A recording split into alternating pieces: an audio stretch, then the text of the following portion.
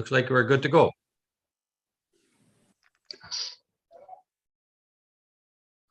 We're live, Brian? We are now. Okay. Anyway, good morning. This is the Committee of Adjustment meeting. And we'd like to call the meeting to order. It's 9. Oh, I can't see it on my screen here, but anyway, I'm sure Tracy has it there. I do too. Okay. Is there the agenda is before us? Is there any additions or amendments to the agenda? None noted. Could I get a mover to adopt the agenda? I'll adopt it, Rich. Councillor Moved by Sharper. Dave, I'll second it. moved by Councillor Florent. Correct? Yes. Okay. Does everyone want to disclose a pecuniary interest? None noted. Okay, there's the minutes are before us here. Could we review them? Are there any omissions or corrections? I'm sure everybody has reviewed them at home, but anyway, just to make sure.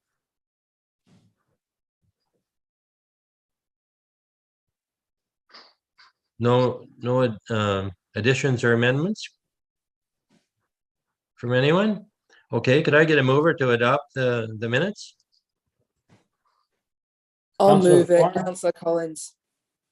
Moved by Councillor Collins, I'll second it. It's Councillor Second. Florent.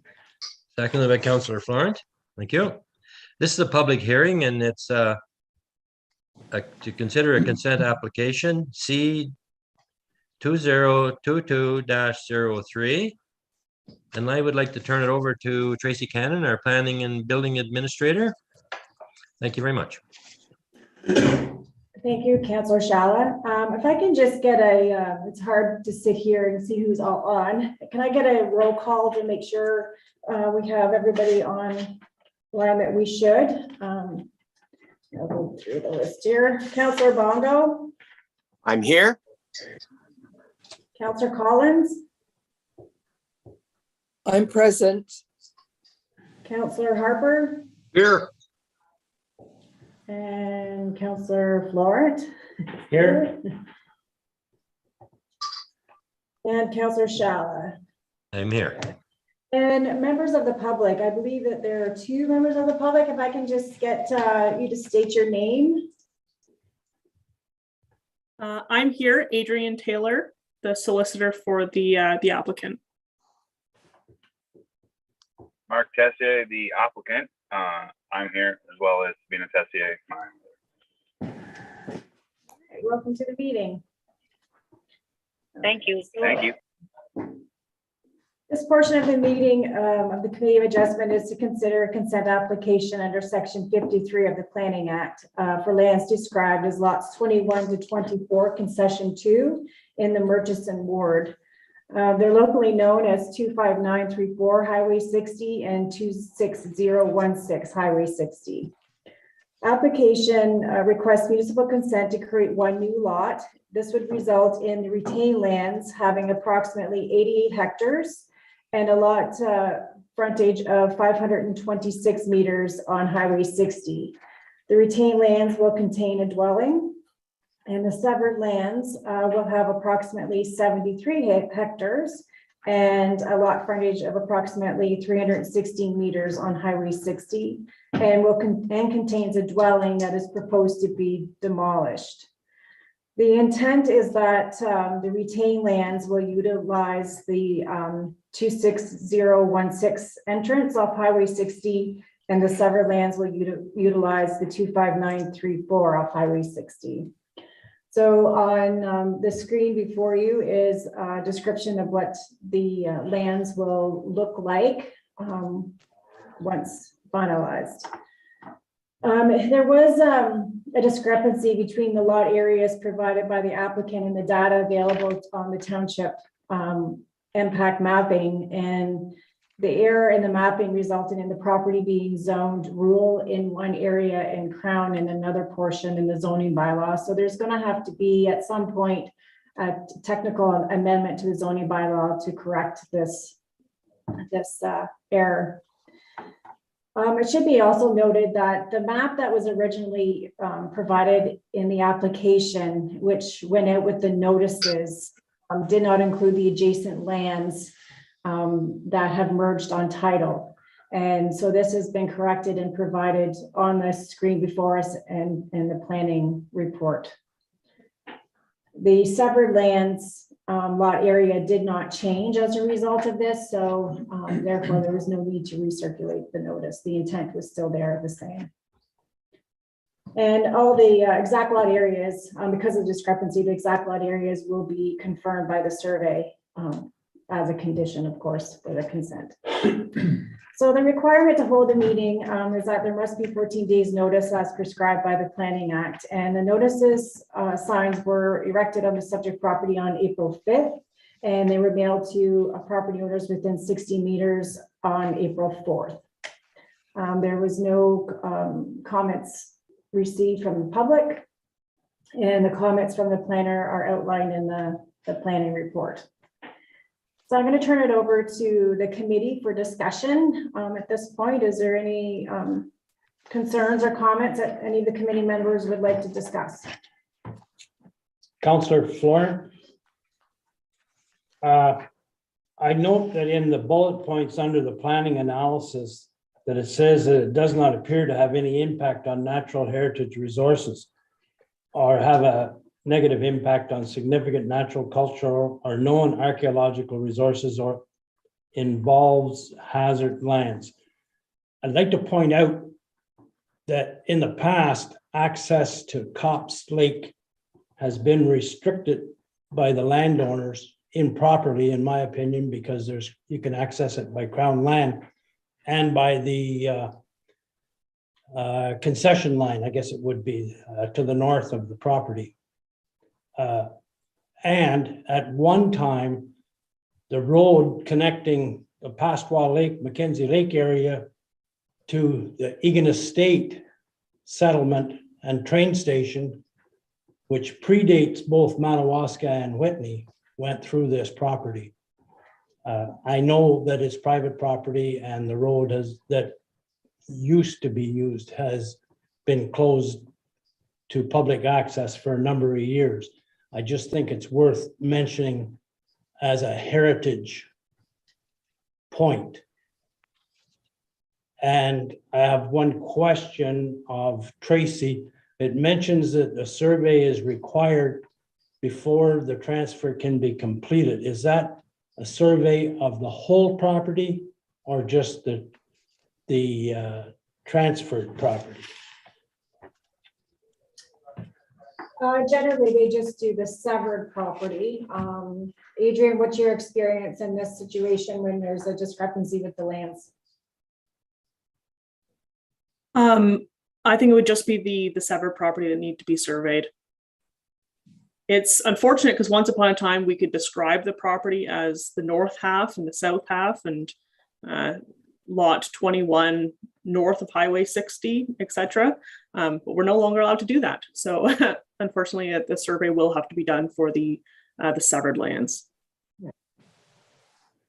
That's good, because the concerns that have been voiced to me as a counselor are that the neighbors dispute the placement of some of the gates that may or may not be on the actual severed property. So a survey would clear that up.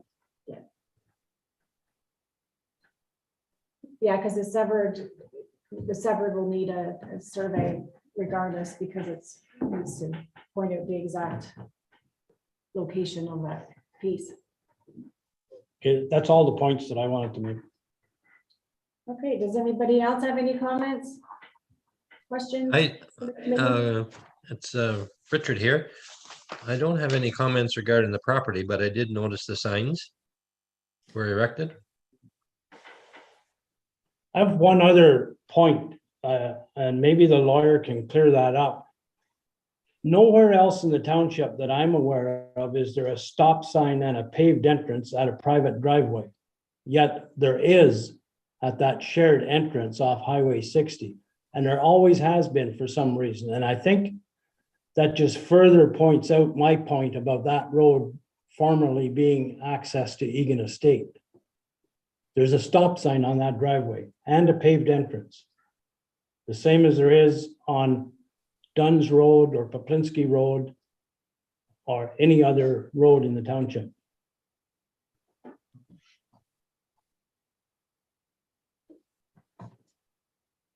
This might be something that would be addressed through condition number 3 with the entrance permit, because I would imagine that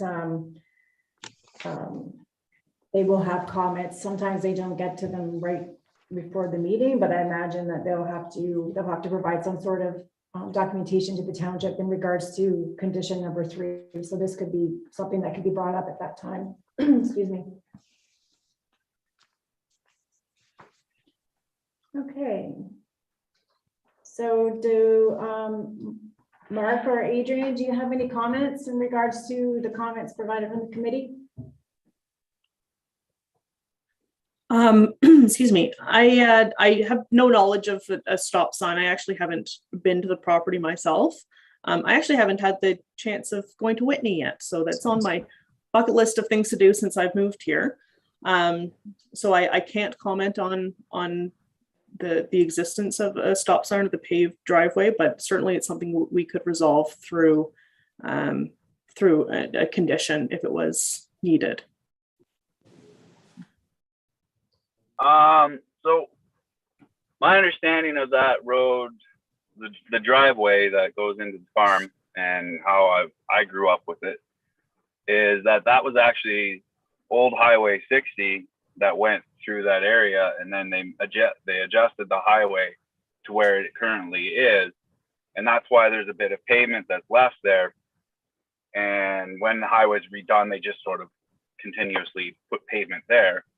But after they made the adjustment to Highway 60, because that road continues on straight and then over into Mishaw's property, and then back onto Highway 60. It's just sort of, they just moved the line from one direct line about 50 meters, and then that's where the highway is now. So yeah, there's an old road, there's the old highway that goes through there, and then the driveway into what used to be the Egan Estate. I don't know what road you're talking about, to be honest with you, on that one. And then you're talking about that right of access that comes up over through Mishaw's property into the back that the Pijaws used to use to get to their old LUP, which is the LUP my father currently holds. And that hasn't been, there's only markings of a gate there, not a gate, but just markings of where the property lines were. And Mishaw's have put up a chain across that road to stop people from driving into that, on that piece of their property. And then the other gates you're talking about, according to the deed and the land and the maps there, those gates are all put on our property. So I know some people think differently because they may have come up with an agreement in the past, but that's not what's on the deed. So that's some history for you on that one, on my side and my knowledge of it. So I hope that helped explain it a bit, maybe. Mark, it's Councillor Florent. I'm quite a bit older than you, and I actually drove through that road in the 1960s as a teenager to Egan Estate from the highway. It went through right beside where the old Pijaw farmhouse was. Yeah, so that would be the old road, but what you're talking about currently where the gate is and that paved access, that's old Highway 60. And then the road that you talked about going up to the Egan Estate went by the old Pijaw farm, correct? That's what you're saying? Yes. Oh, okay, cool. I didn't quite know that. I always just thought it ended right there at the Pijaw farm. I wasn't aware that it continued on past. So it's good to know. Well, it doesn't now. There's no sign of it at all from the bottom end for sure. But I did drive. Long gone. Yeah, for sure it has been. But I drove through there all around 1967 or so. Yeah. Okay. Well, that's good for me to know. Does anybody else have any comments or questions? Hearing none. So I now call on, let me find my spot here because we kind of. So I believe that we could probably go ahead with the motion to make the decision on the application. It is recommended the Committee of Adjustment provide provisional approval for the consent application with the following conditions. That the applicant provide the township with confirmation in the form of a solicitor's legal opinion that pins 49226-0098 and 49226-0099 and 4226-0101 are not separately conveyable. The original executed transfer deed, a duplicate, original, and one photocopy. A copy of the reference plan to be deposited in the land registry office that is substantially in compliance with the application sketch. And a schedule describing the severed lot and naming the grantor and grantee attached to the transfer for approval purposes. Payment of all municipal legal and planning fees associated with the processing of the application.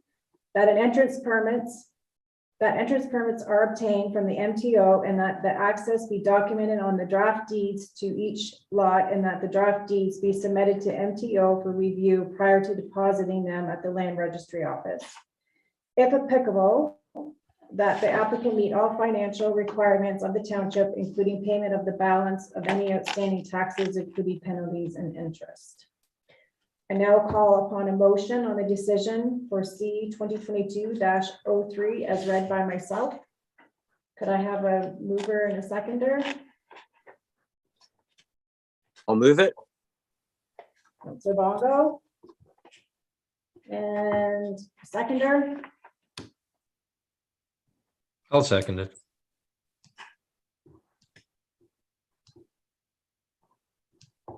Any discussion on the conditions? I have.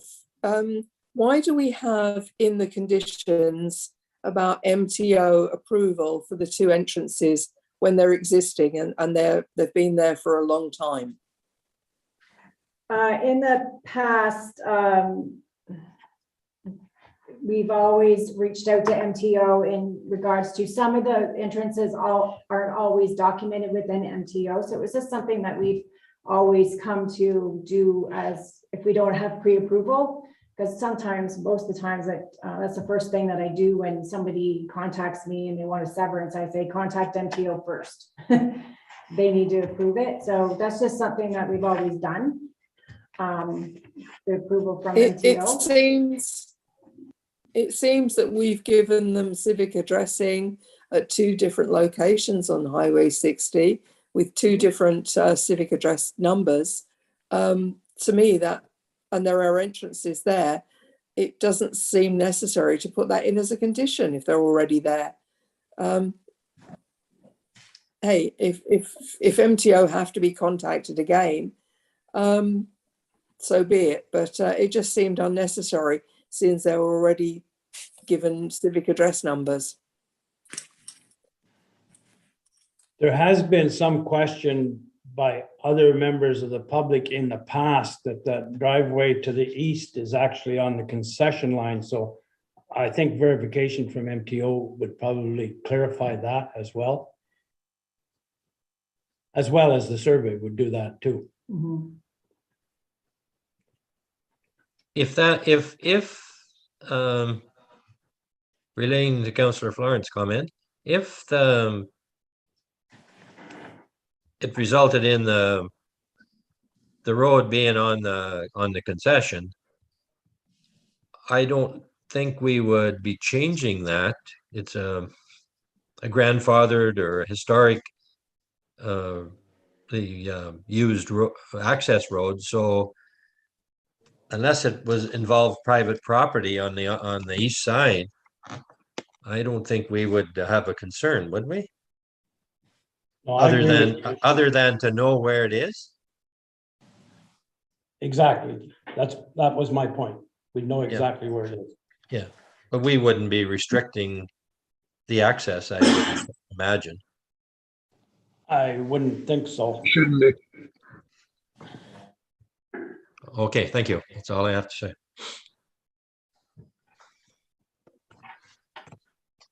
Any other questions or comments? And is there, Councillor Collins, is it just an inquiry or is it something that you want, request the committee to remove out of as a condition or? No, it just seemed a little bit unnecessary since we've already allocated civic addressing to those two entranceways. That was my only thought. I just wanted to remove some of the conditions for the applicant, really, if they weren't absolutely needed.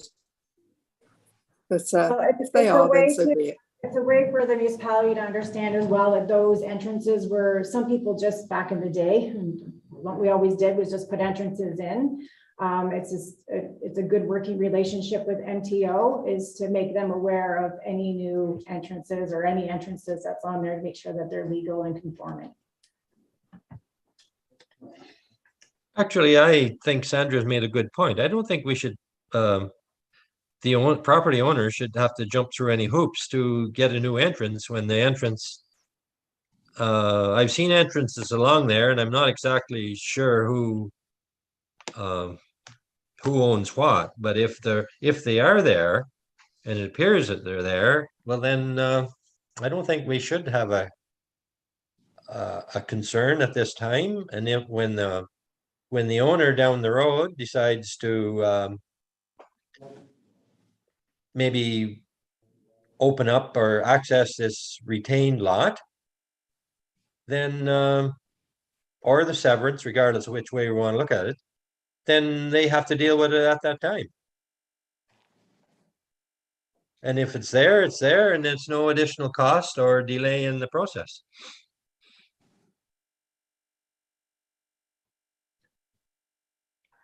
It seems like quite a stretch of road there.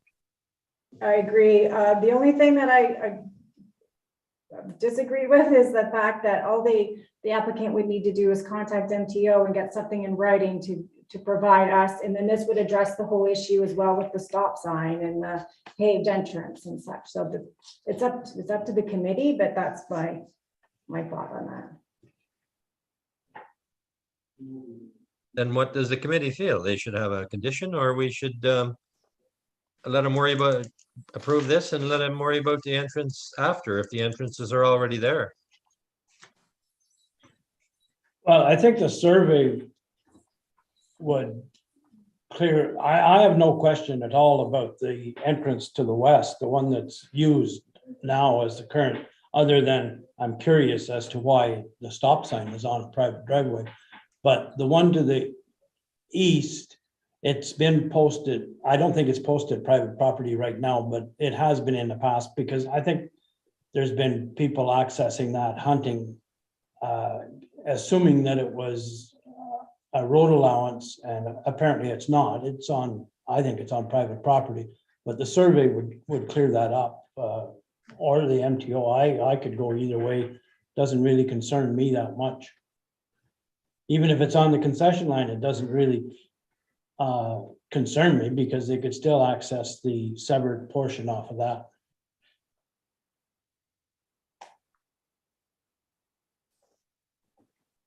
The driveway's been there as long as I can remember, which is a long time.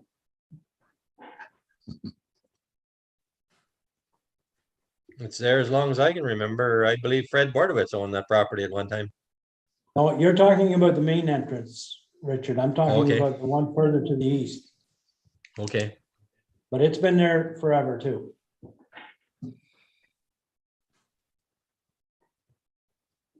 Adrian, or Anyway, Mark, do you have let's any? I was let's just gonna move. ask Adrian or Mark if they had any comments on this condition. Is it a concern of yours to get this permission, or is it gonna hinder, or? I just want to, one thing point out is there is a difference between a civic address and an entry permit. So just because there is a civic address doesn't necessarily mean that it was granted an entry permit from MTO. So I don't see any issue with just confirming with MTO that there are two specific entrances that are, again, conforming with what MTO requires. Also, the survey that's done likely won't show the entrances. not something they typically include in surveys. So if we want to be sure of the location of the entrances, probably a good idea just to check with MTO. And I don't see any issue, or again, it's a big stretch of road. I don't think that they're going to block or stand in the way of the severance going through. It's Councillor Bongo here. Based on what I've heard, I'm supportive of leaving the condition as is. It doesn't seem like it's a major obstacle. And as Adrian just pointed out just now, it would actually probably be advantageous to all parties just to get that confirmation. And it just seems like it's just an extra letter that they would need to get. So that's what I think. Thank you, Councillor Mongo. Thank you, Adrian. So I guess Councillor Bongo, you were for leaving it in. Councillor Florent, Leave it in. Councillor Collins, By all means, leave it in if the applicant's okay with that. Councillor Shala, You can leave it in, that's fine. Councillor Harper. Leave it the way it is. Thank you. So I now call upon a vote as read by myself. Councillor Bongo, Or Councillor Collins, For, Councillor Florent, For. Councillor Harper, Or Councillor Shala, Or, accepted with the conditions. And the decision has been approved with original consent.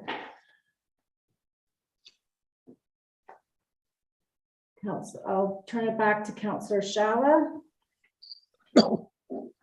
are there any other items before us that we would like to have included here at the last minute?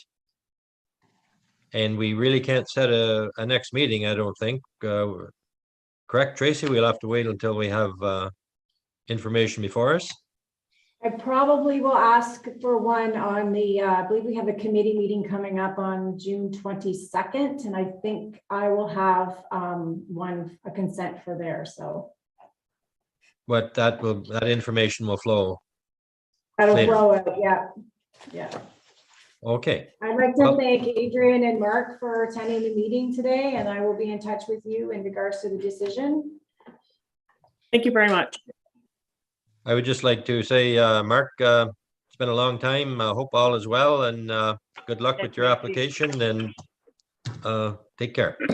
And could I get a mover Thank you. to adjourn the meeting, please? I'll move it. Make the motion. Moved by Councillor Bongo, I'll willingly second it. seconded by Councillor Collins. Thank you very much. Thank you, everybody. Thank you. Bye.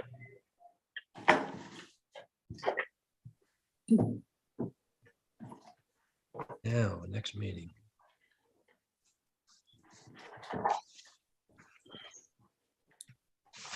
Do we need a break, or is everybody happy just to move straight on?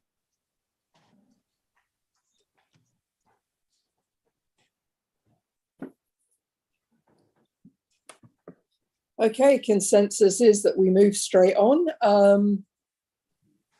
I would like to call a meeting of Human Resources Admin Public Relations, April the 20th, and I believe it is 9:31.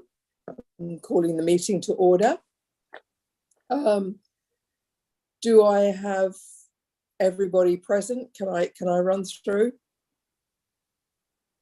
Has anybody else joined us that's not on the Committee of Adjustment? Do we have? Yes, Councillor I am Rodney? joint chair. And thank you, Mayor Dumas. Do we have Councillor Rodnick as well? Has he joined us this morning? Yes, I have. Welcome, Councillor Rodnick. Thank you. Okay, that appears to be everybody present. Are there any additions or amendments to the agenda that we have in front of us? Okay, none noted. Can I have, for adoption of the agenda, can I have a mover, please, and seconder? I'll I'll move move it. it. I'll second it. Okay, so that's moved by Councillor Schaller, seconded by Councillor Harper. Thank you. Before we continue, does anybody need to disclose a pecuniary interest here?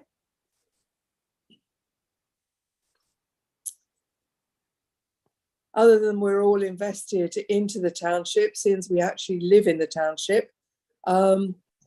Okay, I would like to ask for our delegation, our presentation from KPMG, please, our auditors. Are you available to kick off there, please? Thank you, Sarah. Wonderful. Wonderful. Hi, everybody. My name is Stephanie Brose. I am the Senior Manager of the audit. Sarah, I noticed on the agenda, Sarah Napoli was listed. She won't be attending today, but she was one of the individuals who did work on the audit with us as well. So I do see that the presentation is on the screen, and maybe as I go through it, I'll just kind of let you know when to go to the next page. Is everybody able to hear me okay before I go too far? Yes. Coming in loud and clear. Oh, Loud and clear. perfect. Perfect. Excellent. Okay. So thank you everybody for having me. Like I said, my name is Stephanie Brose, and I am the Audit Senior Manager for the Corporation of the Township of South Algonquin. So similar to the past couple of years, the presentation will go through the financial results for the December 31st, 2021 year end. So if we go to the first page of the presentation, please. Before we get into the financial results, starting with the first page is the executive summary, which gives some information relating to the audit and also indicates what is outstanding to finalize the audit as well. So in terms of what's required to finalize the audit, although our audit work has been completed at this point, the audit won't be finalized until they are approved by council, which I believe is set for May 4th. So just please disregard that final point that says the anticipated date is today's date. That will be carried out at the council meeting on the 4th. And at that point, we would assign a management representation letter and issue the statements in final at that point. Under the materiality and audit adjustments, so our materiality is calculated each year for the municipality sector, is generally based on the percentage of total expenses in the year.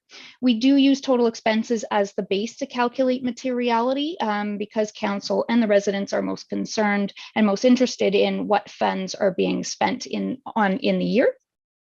We also use materiality to calculate our audit misstatement posting threshold, which essentially means that any misstatements that are identified throughout the audit greater than 5,000 must be presented to management, and then management then has the choice of correcting those misstatements identified. For the 2021 year-end audit, all such amounts identified were corrected and are reflected in the draft financial statements. So if we just turn to the next page, please. So for the audit procedures, just a high-level overview of our audit procedures. They're focused in the most significant areas, generally, of the financial statements and include all revenues, all disbursements, including operating and capital expenditures, and finally, payroll-related costs. We also complete control testing over the payroll as well, given the significance of it. And finally, the remainder of the audit is focused on substantive testing, which includes sampling, analytical review, and management estimates.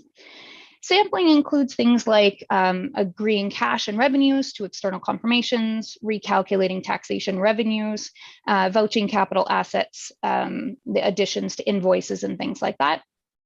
Analytical review includes looking at year-over-year trends and determining if any further review is required over significant differences noted. Of course, taking into consideration any expected differences or one-time events, such as a global pandemic.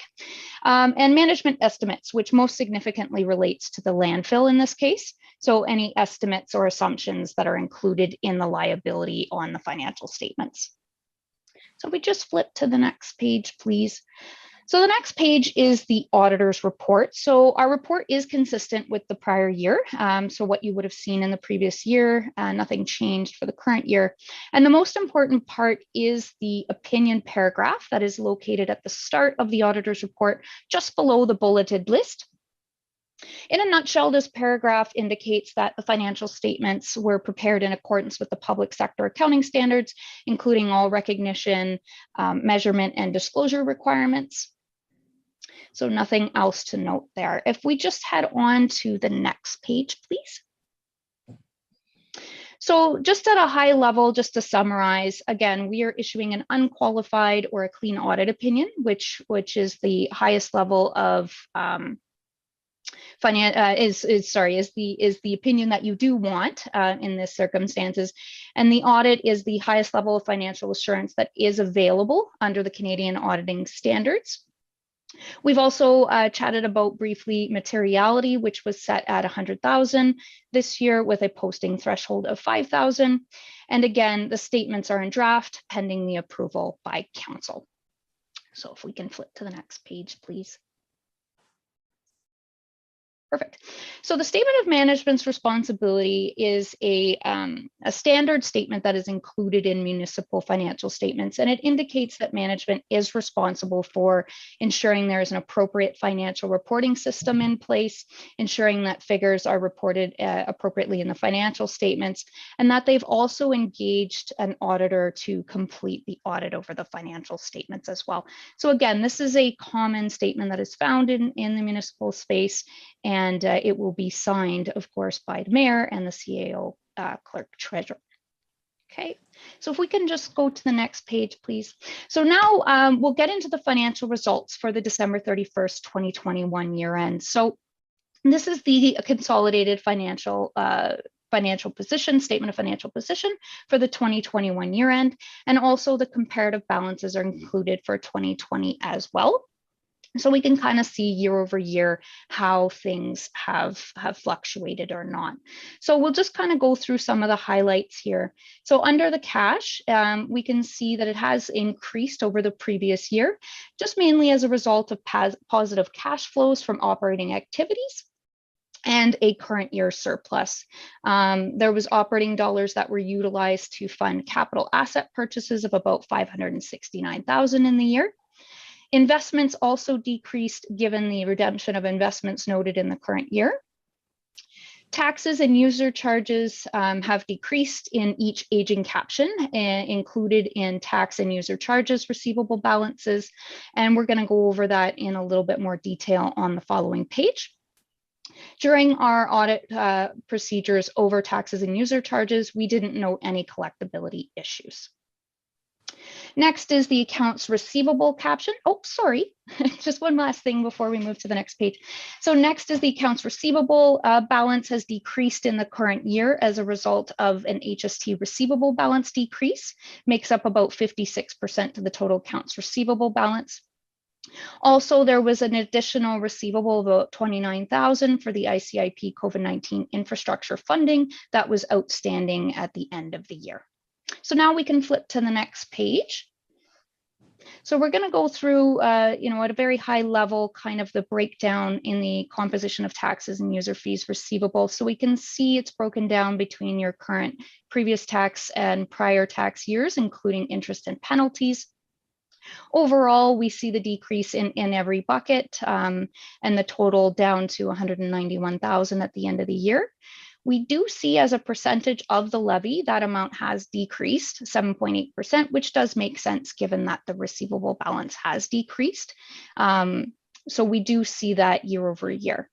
If we can just flip to the next page, please.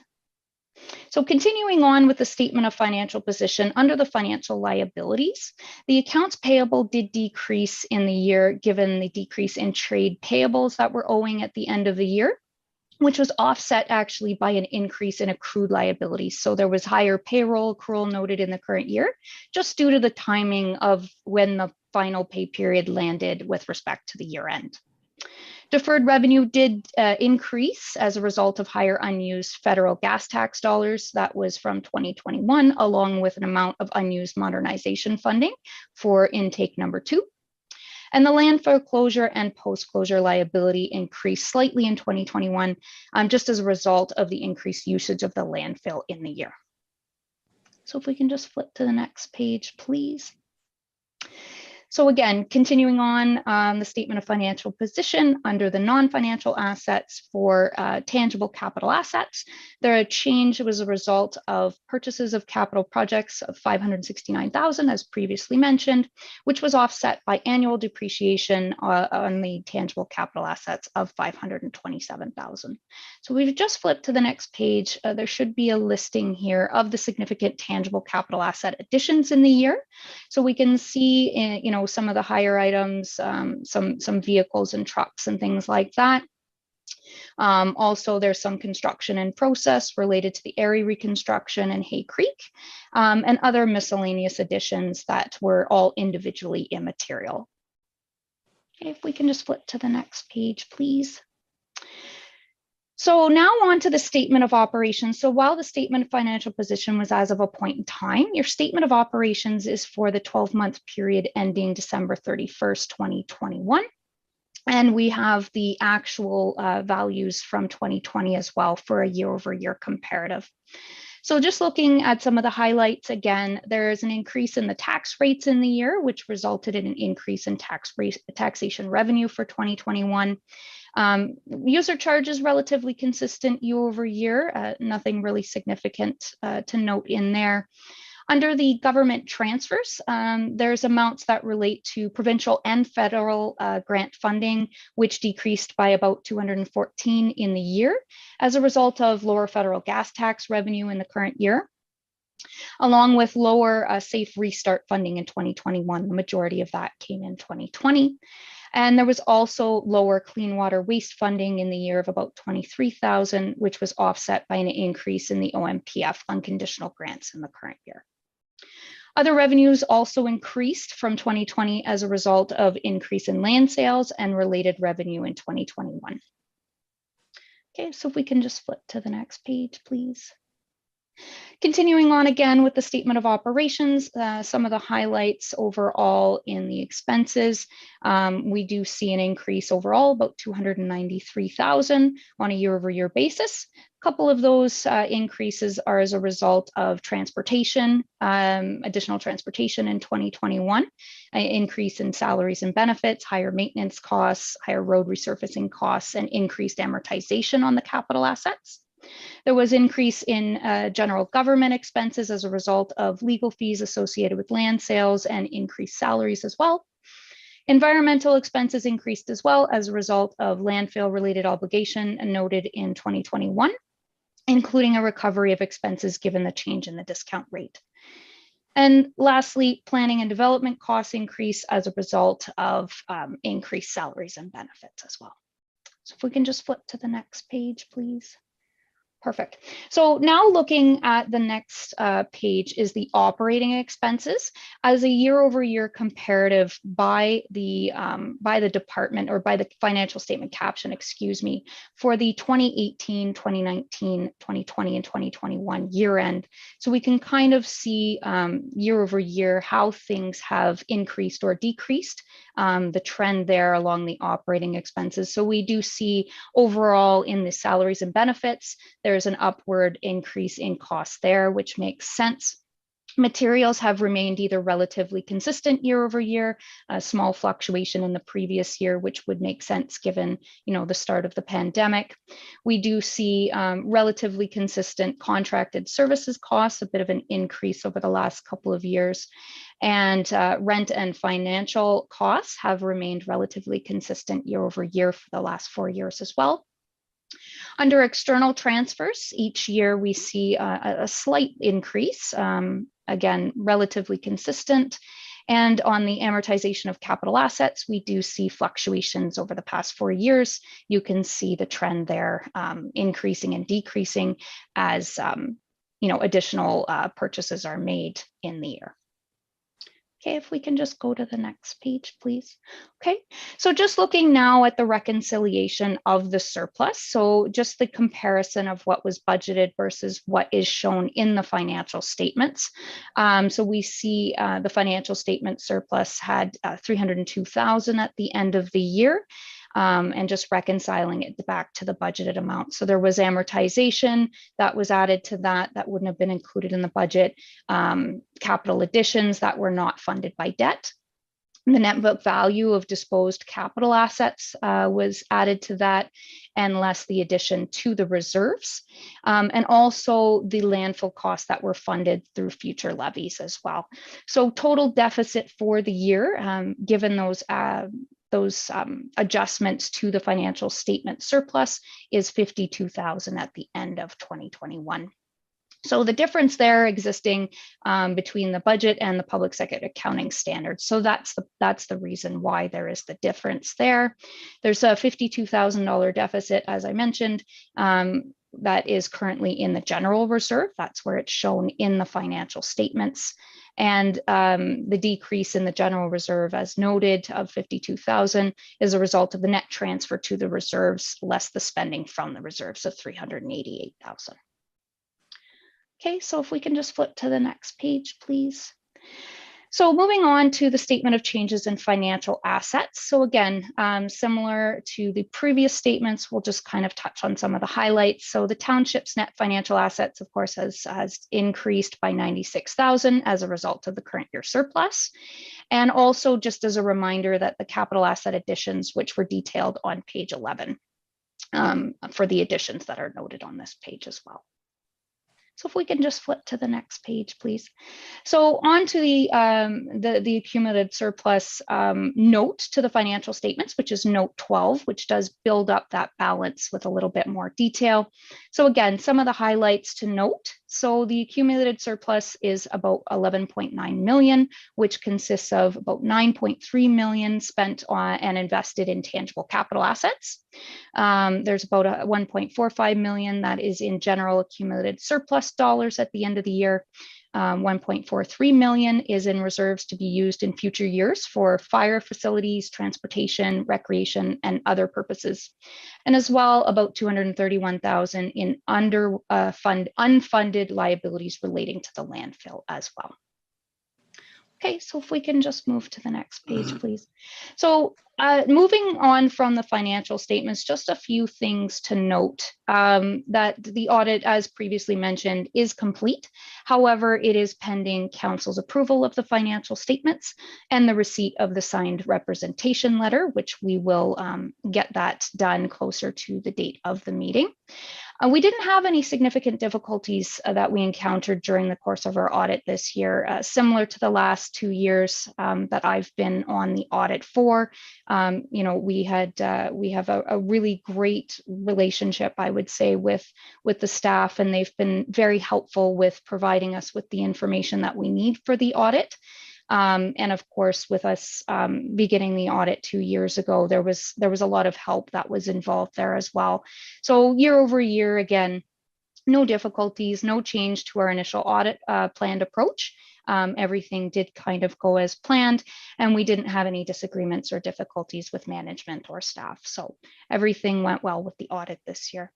As mentioned as well, all the audit adjustments have been recorded within the financial statements. There were no unadjusted audit differences above our posting threshold that we noted. So everything was updated before the statements were shared. And then finally, we didn't see any significant internal control weaknesses during the course of our control testing as well. So that does conclude the presentation at this time. Are there any questions that anybody has? Whether about the financial statements or the audit in general?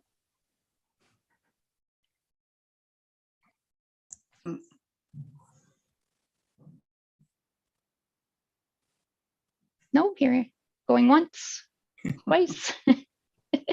Okay, perfect. So that does conclude my presentation. If there are any questions, just feel free to, you know, to let Brian or Jennifer know, and they can reach out to me and I can respond. Okay, thank you very, very much. Very comprehensive, very, very slick performance, and thank you. KPMG seems to have done the township proud with the audit yet again. So we appreciate all of your indications, and it appears that we are sound, which is nice to hear. Thank you very, very much, Stephanie. Thank you. Thank you for your time. Okay, moving on. Do we have any unfinished business here? No. On to section 7 there, under new business, and there are lots and lots of bits of new business thrown into this agenda, so bear with us, please. Budgetary control report. Jen, are you to speak on this for us? Oh, heavens, no. I'm not speaking to that. No, Jen, Jennifer Bajal. Oh, Jen, okay, goodness Sorry. gracious, thank you. So there's really not a whole lot to speak to. I'm open to any questions you might have about the control summary that you received in the package. Does anybody have any questions of Jen here? Can we pull it up? Okay, good. Just so that if anyone's watching, so they could see it, so. We're just coming out of our first quarter, so you know, there's still a lot of spending that needs to be done, and so there isn't. We're just kind of getting started with the budget in the spending. No questions of Jen to. I have one comment to Jen. Thank you. Go ahead, Richard. Jen, it was certainly great to hear in their previous presentation about the very positive working relationship they have with staff and management, and just say thanks. Yeah, they're actually quite a nice group to work with, so that's always a pleasure. Thanks to staff and management. That's great to hear. And I hope I relayed our thanks accordingly to them. But I got the impression that everything had gone smoothly. Well, that's a two-way process. So thank you, Jen. And we're also in a good financial position. Yes. Always helps, doesn't it? Yeah, very much so. I'd authorize a loan. There you go. Right. That's great to hear. Okay, so budgetary control reports, obviously nothing there. Council remuneration and expenses bylaw. Can I ask you to walk us through that, please, Brian? Absolutely, Councillor Collins. Every election, before the election in that year, I tend to have a habit of going back and taking a look at council remuneration. It's the one time that council can give themselves a raise without giving themselves a raise, because they can adjust the salary for the newly elected council. The bylaw that we had was part of a multi-purpose bylaw and wasn't specific for council. So I tend to prefer to have those things separate, so that council gets dealt with as a separate bylaw in process.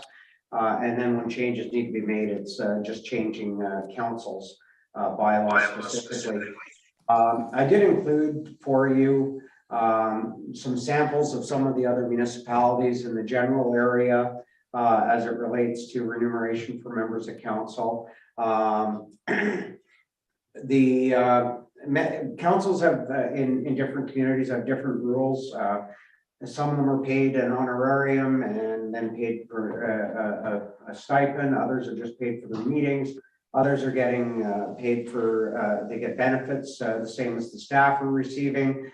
Other municipalities have allowances for expenses for council that should be discussed, such as our technology. Is the technology grant that was provided at the last election adequate and appropriate given the circumstances of COVID? Should we be reevaluating that?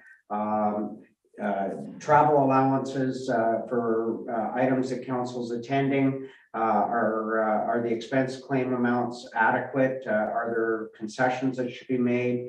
So I think I just wanted to get a general idea on some where council's thoughts were, so that we could ensure that we bring back, most likely for at least one more consultation, some ideas as what council might see, where there might be deficiencies in encouraging others from running for elected office within the community, and how we can do the best we can given our circumstances of a small community.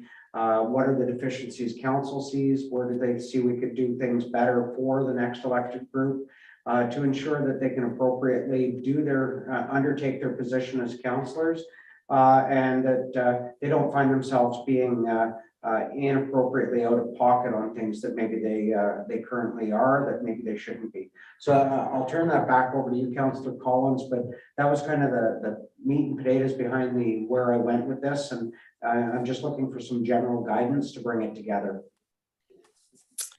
Okay, thank you, Mr. Martin. Obviously, there was a lot of information there from other townships, other amounts of money. Obviously, most of them are all larger than us anyway. The one thing that I pulled out of that is the mention of a deputy mayor. And that is a position that we have never actually had officially, to my knowledge. And I'm wondering if this is something that we could or should have in place. Jane has been amazing, even with personal challenges. I think the number of times that she has missed a council meeting, I can count on less than one hand, and has really fulfilled that role tremendously well. And we haven't really needed a deputy mayor because of this, but to lighten the load for council meetings and for other things, does council believe that we should have someone appointed as deputy mayor? Over to you, council. What do you think about that? Anybody? Councillor Bongo here. Go ahead, please. Yeah, sure. Thank you. Thanks for mentioning that, Councillor Collins, because that really did become apparent to me as well as I was looking through the information here. Considering that we have two positions in Erie, maybe there is an opportunity to create a deputy mayor position, and that way the balance of power in Erie could theoretically be equalized better. That's the one thing that came to mind for me. But I'm not sure at what stage in the year, if we were to do something like that, whether we still have time to implement that. But that could be something to be considered, because again, we do have two positions for one ward, and no other ward has that extra bit of balance of power in that sense. And of course, above all else, a deputy mayor position would be an at-large election as well. So that could theoretically give the residents more choice.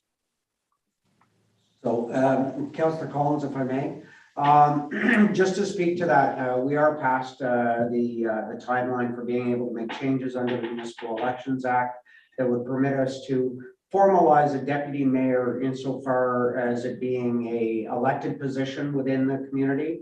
I've been in one of the other municipalities I was in. They split the deputy mayor's position up. In that case, there was 4 councillors. They split it up. Each one got a year, and they rotated it through. I've seen other municipalities where they've taken and they've got 7, and they end up splitting it up. I think it's about 8 months each. So I have seen that as an appointment process through a municipal bylaw versus through an at-large election, but certainly the greater discussion about the at-large election would have to take place as it would relate prior to the next election cycle versus at this point in the election cycle currently. Okay, thank you for that. I think maybe some sort of formalization on that with who steps in as and when the mayor is unavailable. I think it shouldn't be an ad hoc. I think the dividing the councillors up accordingly may work. it's something that we've done on a rotation as and when our mayor has been unavailable. But as I say, the number of times, and credit to her, have been so limited that it really has not become an issue. But that's not to say it may not be an issue later on, and it would lighten the load a little on the mayor's job. Okay. Does anybody else have anything to say about the remuneration that we receive? Do we believe that the IT package has been sufficient to do what we? Could I comment before we move further here? I would, Please do. if I may, and I hate to put the mayor on the spot, but Mayor, would you like to comment on whether a deputy mayor would be beneficial? Sure, I'm sure you would likely say yes, but at the same time, I'm just looking for your honesty about how you feel about that. If would it possibly get in the middle of your work, or would it be helpful? I think we should hear from you regarding something like of that nature.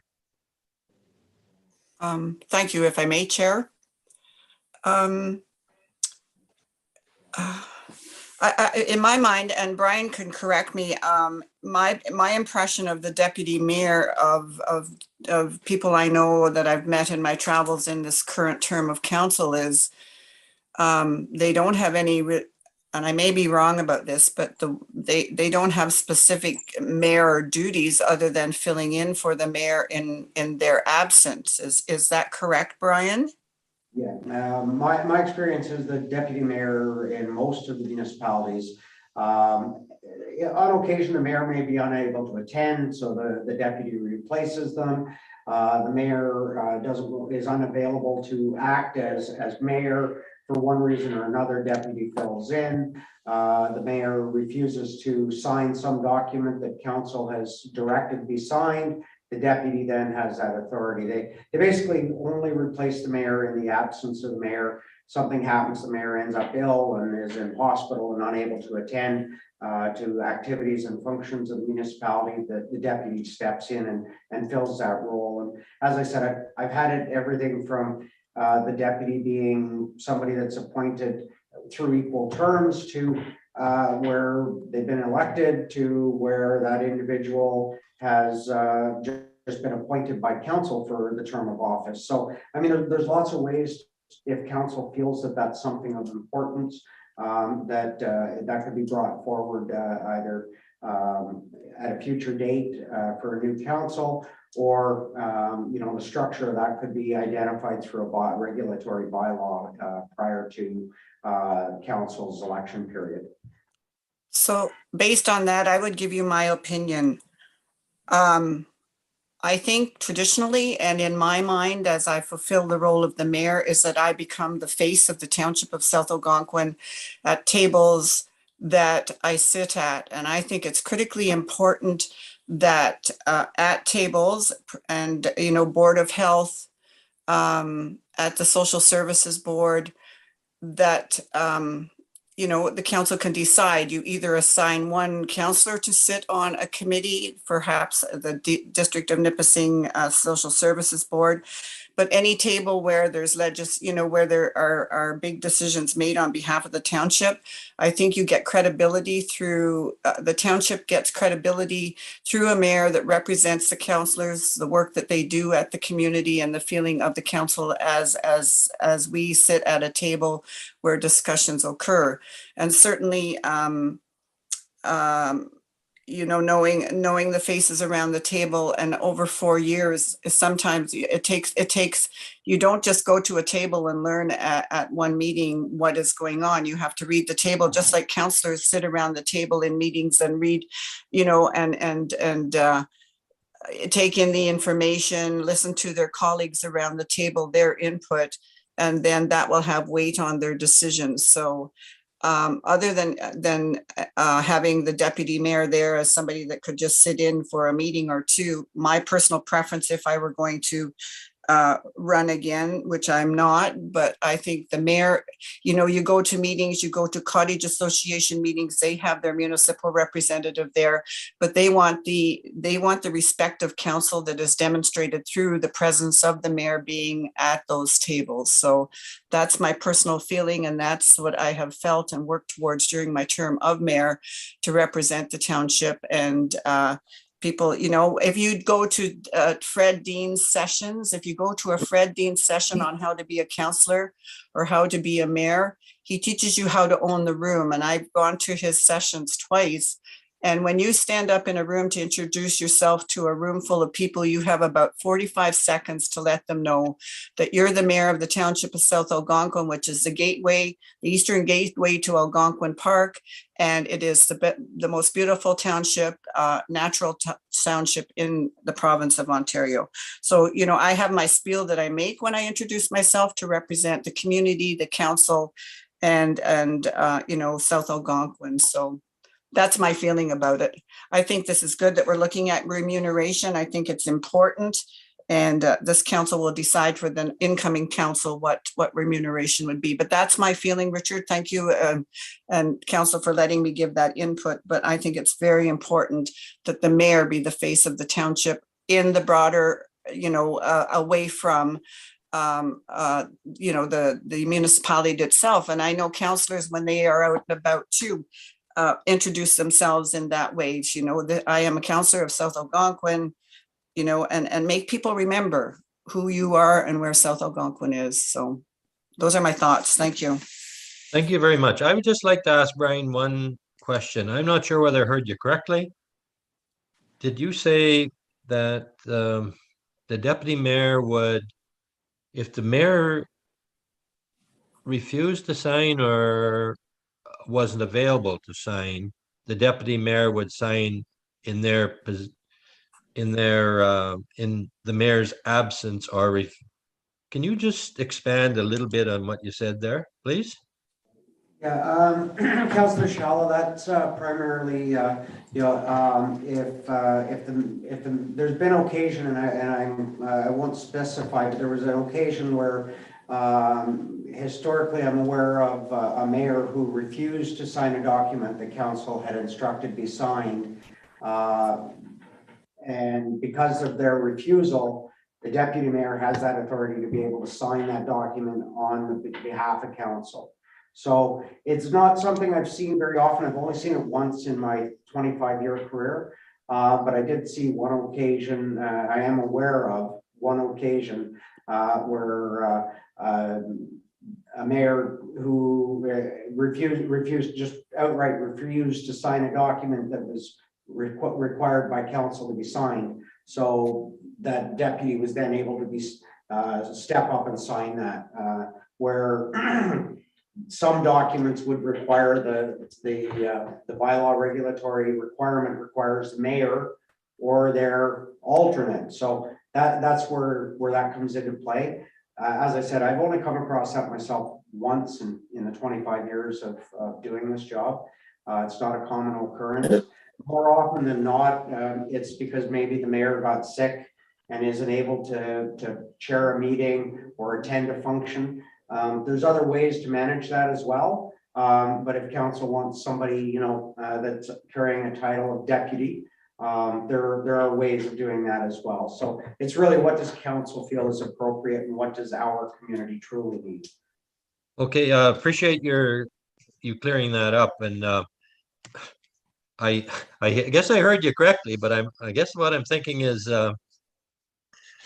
it may not settle too well if we're supposed to have unity after the meeting, for example, and I don't know how that would go over so well. So anyway, for a working relationship, for example, with a deputy versus the mayor. So you know what? Maybe it's best the way we are, even though we can't change it this time. And thank you for the clarification. Madam Chair, it's Councillor Florin. Please go ahead, Joe. I like the status quo, the way we do it now. I don't think another title at the, in our council, which would probably entail a higher rate of remuneration, is really necessary in a township with a population the size of ours. I don't like the rotation idea either, because a lot of people that would run for council representing their ward would not necessarily be comfortable representing the whole township at a certain function. In the past, in our council, when the mayor has been unable to attend a function, she appoints or asks another councillor to take her place. Now, I have faith that the mayor would be able to select the most knowledgeable or the most appropriate councillor to represent her, especially outside of the township, not so much inside the township. But rather than having somebody kind of forced to do it because it was their turn. And the same thing, I think, would go for chairing a meeting in the mayor's absence. We do it now by rotation, but if any one councillor was uncomfortable doing that, I'm sure he could just say, no, thanks, skip on to the next one. Okay, thank you for that. Sorry, am I on mute? Thank you for that, Councillor Florent. It was just something, and I do agree wholeheartedly with everything you've just said. It was just something that appeared and sort of leapt out of me as I was reading through, and thought we ought to discuss this, as it appears all other townships appear to have a deputy. And I just thought it was something that we ought to discuss. But I am more than happy to leave ours exactly as it is. It's worked extremely well, but I'm also aware of the amounts of work that our mayor has actually done over her term, and whether or not a new mayor would be able to dedicate the amount of time that our mayor has done. So, and I don't really believe that a new mayor would be aware of all that workload unless they'd studied what Jane has done over her term. So it was just something that I thought was worth discussing, and thank you, Council, for broaching that and actually discussing that.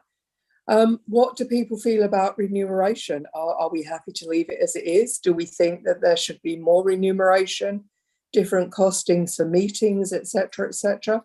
What's everybody's thoughts on that? And I'm only bringing that up because it's been put in front of me in a form of an official policy. And once we have official policies, they should be discussed before they're approved. Does anybody else have anything to talk about the expenses bylaw or the general remuneration? Councillor Bongo here. Please go ahead. Perfect, thank you. The technology grants that we received were extremely helpful for me. The 2 devices that I purchased have been instrumental in allowing me to conduct my business and also engage with the constituency. I do pay out of pocket for a separate cell phone plan so that I have a cell phone that is township only communication. That way I can have a very clear divide between my personal life and my township life. If there ever was another technology grant again given to us, I might not need an additional device at this time, although I would maybe take that money and put it towards the current cell phone plan that I'm paying out of pocket for, which I'm happy to do simply because I see the value in it. So that's just one thing that comes to my mind anyways. I'm not sure if there are any other councillors out there that do have a township specific cell phone, but to me, that might be something that I would find helpful as a councillor.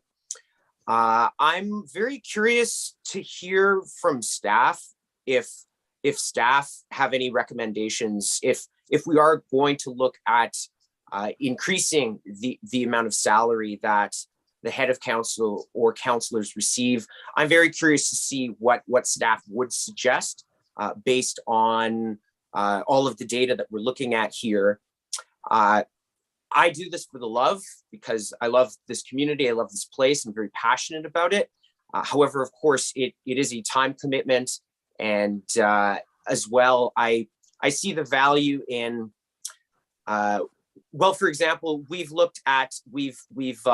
increased the wage grid for staff, and that has been done A, because to reward the good work that they do, and B, to retain the staff, and most importantly, C, to be able to attract new staff.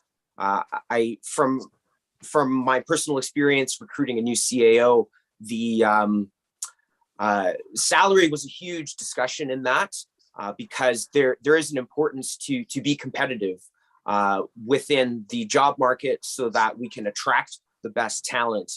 And so whenever we talk about increasing the salary for council, I always look at it as a way to make it more appealing so that more candidates step forward and are inspired and motivated to run.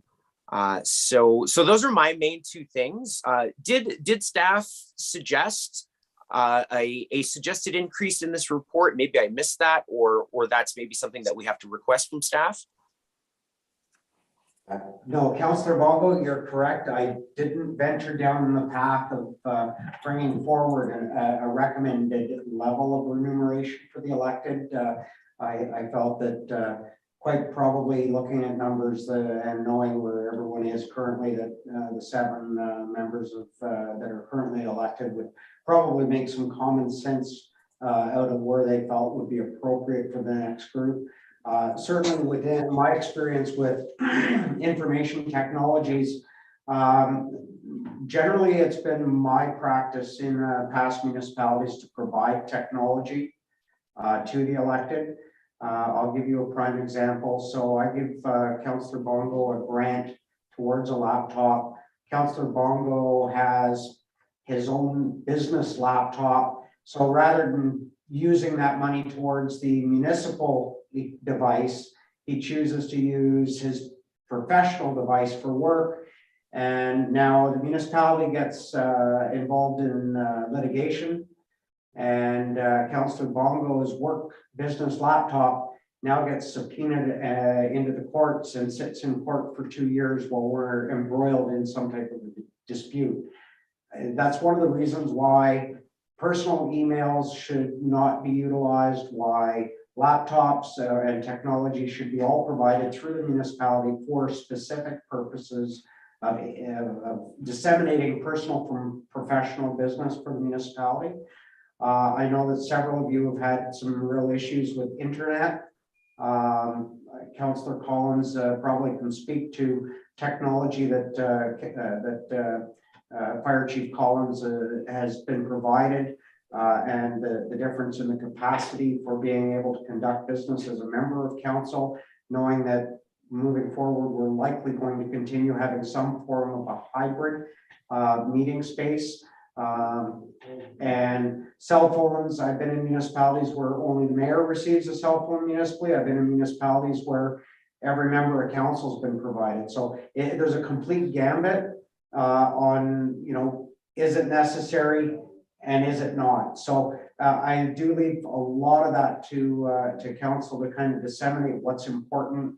What are the issues that you see? Having only been in here now for a year, I don't necessarily understand your challenges individually or collectively as it relates to remuneration and technology. So I thought this was the best way to bring it up, and then I can take it back if you wish, redraft things, throw it back at you for review and further discussion, and then hopefully be able to bring it to a finalization prior to the close of nominations in August.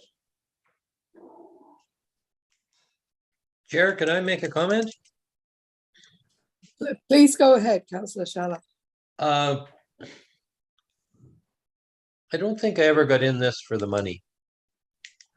I got in it because of the township and what I want us to be and how I want to improve everything within the township.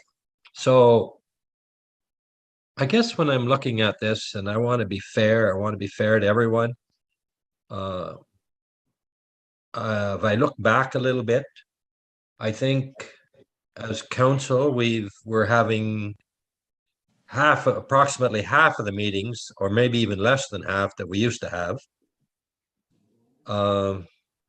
So when I consider a change, I want to think back a little bit, but at the same time, I'm just wondering if it wouldn't be appropriate for some of the mid-range scenarios that I've seen in the information provided here, if we didn't look at if we didn't relate them, or there wasn't a bracket, another column showing just a second here, I lost it. Our assessment. Okay, total assessment for the townships. So it basically gives, if we're going to compare, that we compare it on what the township is taking in, so that it is fair for someone, and or we can, I would possibly feel more comfortable about changing or whatever. And I'm just wondering what the rest of council thinks. If like I noticed we've looked at Mariah or whatever it is to the north, and maybe we should be looking at more of Northern Ontario, and look at total taxable assessment, and how they're compensated. So I don't know if that makes any sense to anyone. Councillor Shalla, just to speak to the utilization of assessment, about 10 years ago, I tried to do a correlation between council remuneration and assessment. And I did that for about 15 municipalities, and I couldn't come anywhere close. I tried to do it based on a population, and I couldn't come anywhere. I just could not find any way that there was any consistency amongst municipalities how that remuneration was paid. It was really very individualized and what council themselves were comfortable with. Thank you. Chair, I'd like to address the electronics grant. Please go ahead, Councillor Florent. The councillors, I'm not sure about the mayor, but essentially the core of Whitney has fiber optic service for internet. And it's quite good, especially when you compare it to us in the rural. I know, Sandra, you've had terrible time with connectivity during the Zoom meetings. And here I am sitting in the council chambers because my service is so bad for the last month. And every time I report it to Bell, they just say we're working on it. They admit that the service has been deficient for over a month now. So I'm kind of looking at Starlink as a means of getting up to an electronic par with the councillors based in Whitney. But it's quite expensive. I think it's like a $700 or $750 outlay, and then it's about twice the amount per month that I'm currently paying with a Bell hub. And I've invested the grant in the past on a new laptop, so it would be better. And actually, I put a booster on my roof to try and strengthen the signal coming into my Wi-Fi. To no avail. Here I am in council chambers again this morning because I can't get service at home. I think maybe, I know I'm opening up a can of worms when I'm saying some councillors should get more grant money for electronic appliances than others. I understand that, but our need is higher. Okay, I hear you, Councillor Florent, and I think Mr. Martin has the solution here. I am operating today through the fire chief's, it's called an Orbi. It's used, and it uses the cell phone service, but actually has a limitation put on it, I think, by government, that the council does not have to pay any more than $50 a month or something like that. Perhaps you can illuminate, Councillor Florent, a little more about this service, but it is definitely working for the fire chief. Obviously, my husband and I have borrowed it today to improve, and I've been able to stay online visually and had no drop off at all. So it's definitely working in our location. It may be something that councillors that do not have the decent service down in Whitney could be provided with up in Madawaska and Ayling Lake, etc., etc. And maybe, Brian, can you talk to us about that system with a little bit more detail there? And I know we're getting into weeds with regards to remuneration, but I do believe it is quite relevant to bring this up with the IT packaging, etc. So over to you, Brian, please, to describe the system that may be possible with the Orbi setup.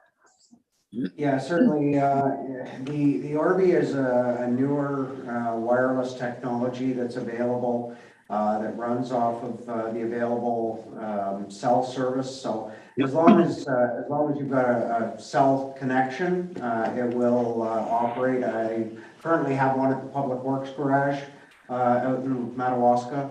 The fire chief is operating with one. We've changed to a little more of an upgraded model of that same thing, technology here at the office, but we needed a little more flexibility because of the users here in the office. We have no problems at all with it since we've switched. We're capable of receiving about 100 megs up and 100 megs down. I did look at Starlink as an option. The challenge with Starlink is they've still got times where they completely shut down. So if it's mission critical, you have to have access. You need a backup still. But certainly, I'd be more than happy. Maybe I could arrange with Chief Collins to maybe run over to Joe's house and just try that unit to see if it's working over at that location. Because I know he's using a wireless technology and maybe it's an older technology and it's not as good, and maybe it's just as good, and maybe he'd have the same problem there. But certainly it does cap out because it is a government plan. It gets up quickly, about 300 megs. I think it hits $50, and then there's no additional charges after that. So from a month-to-month perspective, it's on par with any DSL charges that would normally be incurred within the community. And the technology itself, the Orbi, I think was $199. I think that's what it costs us to purchase one. Thank you, Mr. Martin. Mayor Dumas, you have a question? Yes, go ahead. Or just a quick comment. Thank you for requesting the explanation of Orbi. And I think it's really critical if this council, before the end of this term of council, could have some kind of confidence that the onboarding new council will have the ability to connect electronically, because even as we go down the road in COVID, hopefully we get back to all be in place with meetings. I think there will always be an element of the virtual meeting process, and all the boards that I sit on have all gone electronic at this point in time too. So I think anything that we could do to enhance the connectivity of every member of council, to the point that, like yourself, Councillor Collins, you have the assurity right now that you're going to be with us for this meeting. And it's so frustrating. I still occasionally get times when I'm in meetings and I have, I get kicked out or booted out or something. So if we could, confidently explore these options, as you're saying, let Councillor Florent try the Orbi, etc.,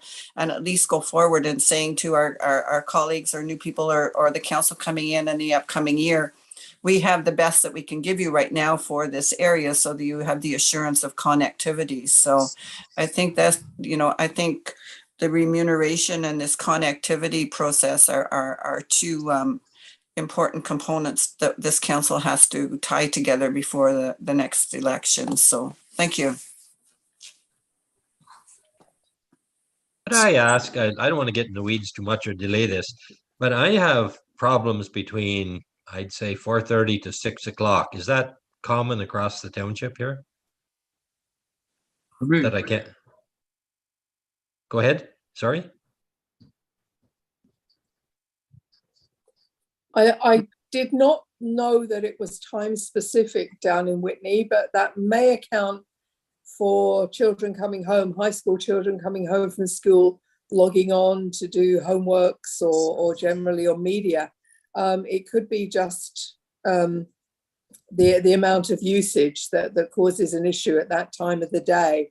I'm unsure, and I'm a bit of a fossil when it comes to those sort of things, but that may be the only explanation I can have there with 4:30 to 6. It doesn't happen with the Orby, where I am at the moment. It doesn't appear to affect us time-wise. Has anybody else in Whitney area found that it's slow at that time of the day? Actually, out at Allen Lake, sometimes I find it slows down about 10 o'clock or 11 o'clock at night. The signal strength reduces. Ah. I have no explanation for that one. Neither do I. Thank you, Bell Hub. Okay, thanks. So Rodnick, at your age, you should be in bed that time of night. Yeah, usually I am, Joe. Usually I am. Time to be It's all getting up. that bedtime movie watching that's doing it, you know. Oh, maybe. All right, thank you. Thank you for all your comments, folks. I think they're very valuable. Like most of us, we do not actually become a councillor for the money. I wanted to be a voice of the area. I wanted to be someone that I could be approached to bring any issues or problems to council. And I didn't really expect remuneration for that, because how much are we worth? And I mean, how do you put a figure on that? You can't put an hourly rate on that on a remuneration type basis. So I do believe that we have value because we live here.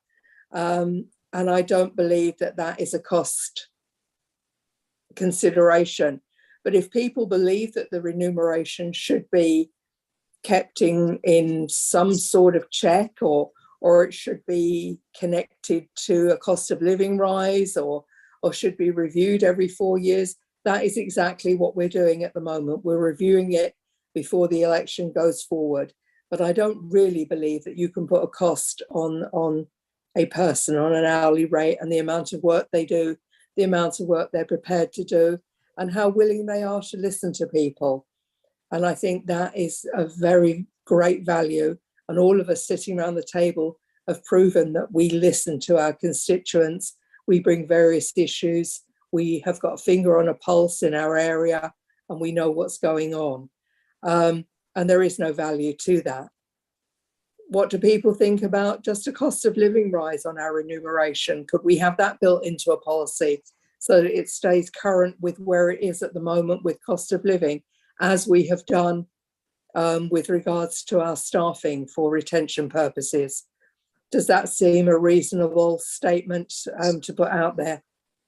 I personally would find that a reasonable change. Like you said, I mean, I don't think any of us ever got into this because of the money. True. I mean, we'd be doing something else if we were concerned about the money, that's for sure. But it's serving the community, and I think reasonably year over year a lot of costs do go up, and I think somebody should.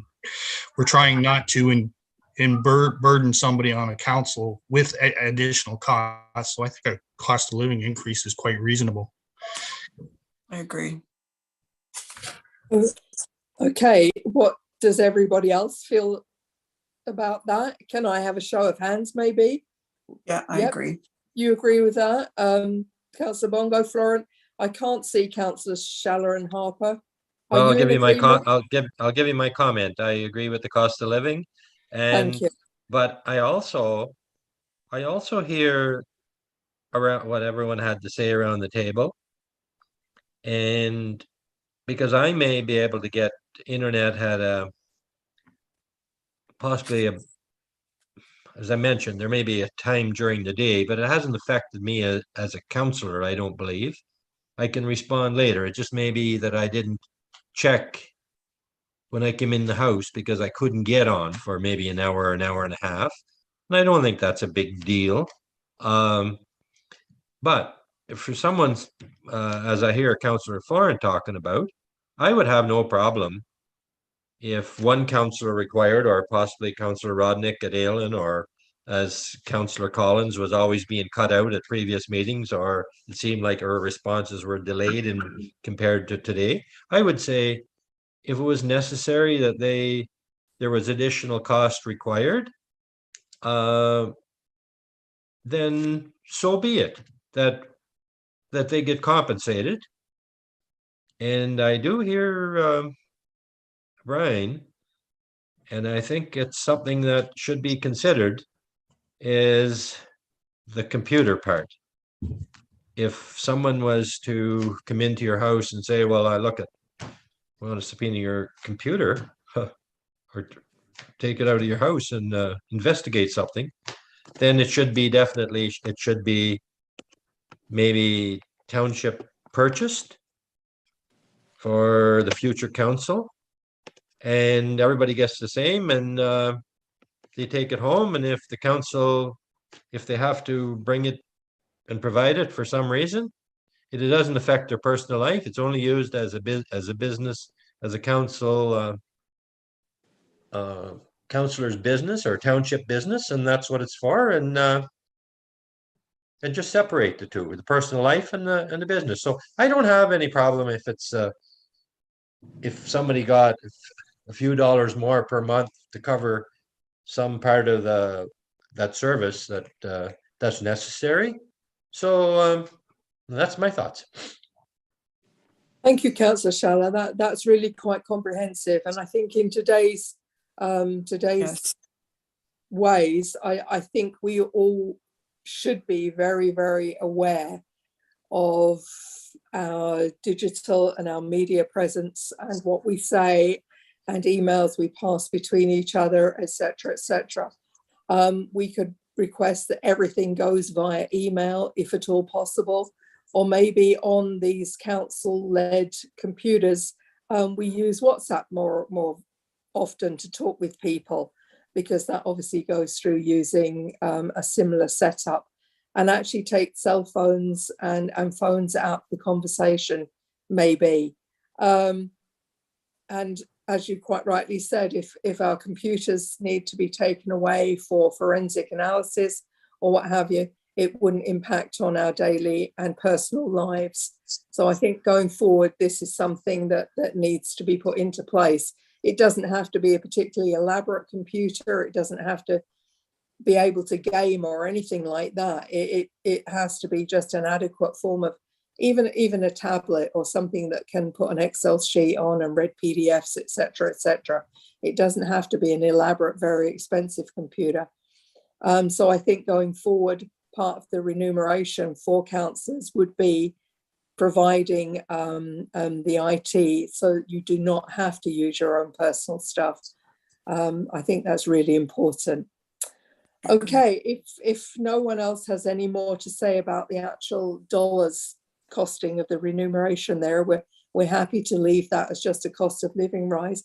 We can move on to the next part of the new business, which is the council vacancy policy. And it appeared that we did not have it laid down, or we did not up to that point have a policy for council vacancy at the point when Councillor Vermeer resigned. And our CAO has put together a policy there, a vacancy policy. Have you all had a chance to read through that? Is it comprehensive to you all? And which option would you prefer, or we decide at the time whether or not it's a by-election or whether or not it's a letter and an advertisement in the newspaper for accepting letters asking for that vacancy as it appears? What do people feel? I mean, we've done it very well in the past with a letter of application, and we've reviewed those letters as a council. What do people feel about leaving it as it is, or moving forward with always being a by-election, for example, which obviously costs the council a lot more money and the township a lot more money to run by-elections. I myself came into council because of the vacancy, and I applied initially through a letter, and I believe there were 8 or 10 people applied in the same way. We were reviewed, and several of us were actually put in front of council, and we had an interview panel, and thankfully I got the post and was very happy to do that. I found it to be very, very fair at that point. And I know with Councillor Rodnick, that was again a letter, and we looked at experiences and various other issues and decided as a council for that appointment. What do people think about this? Councillor Harper. Councillor Harper, go ahead, please. Yes, I have to agree with the way we've handled it in the past has worked out fairly well for us. I can't see the need for any by-elections or anything that's going to cost us a lot of money. I don't believe there's a need for it. I would like to see status quo maintained. Do it the way we've done it before with the council's concern over it. They're the ones that, make the decision. It seemed to work out all right for us. I'd like to see it stay where it is.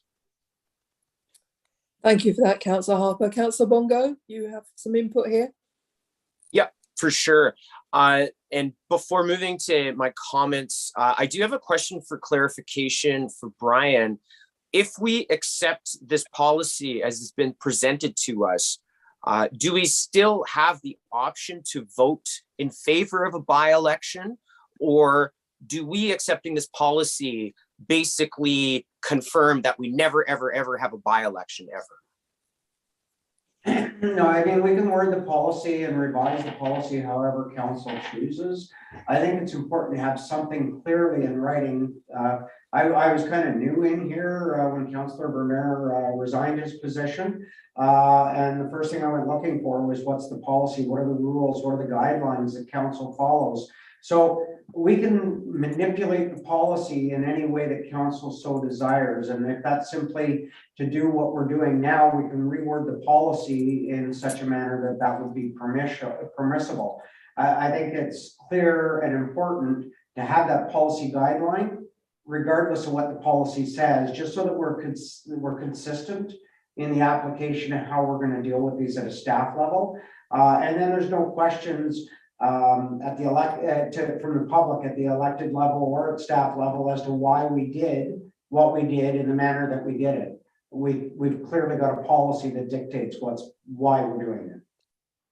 100%. Yeah, I am very supportive of having a policy in place so that we are as prepared as possible if and when a vacancy does pop up. When I look at this policy, so for example, this is on page 70 of the package, towards the bottom.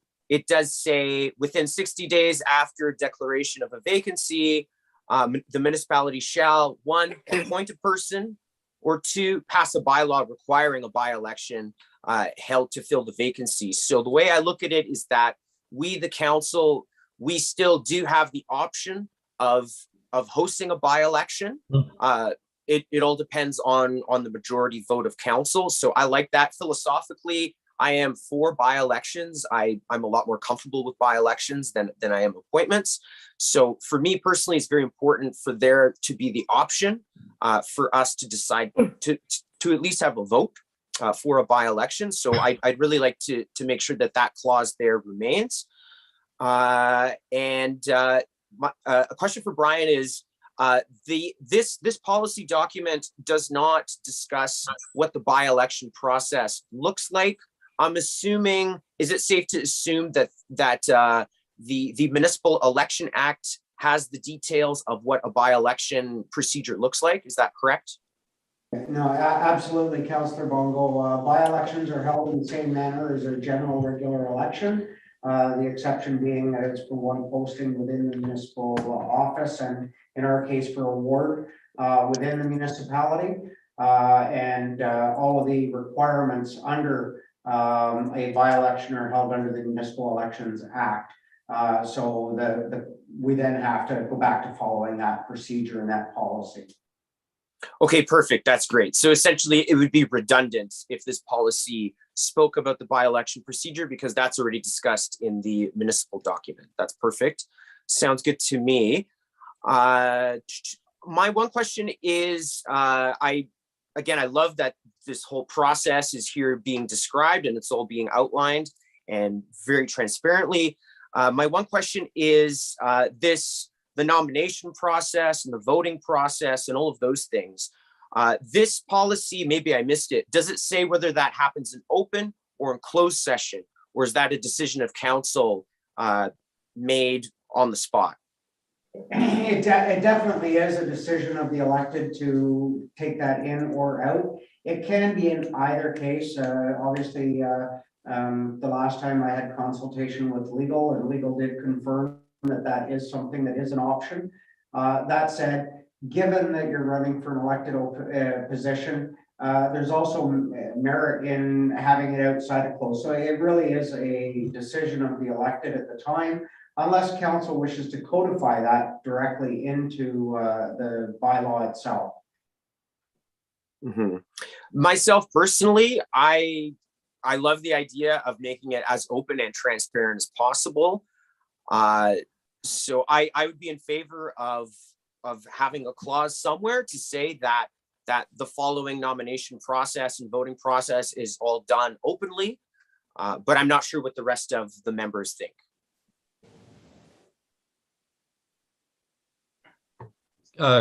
If I may comment, I thought I read. Chair. Sorry.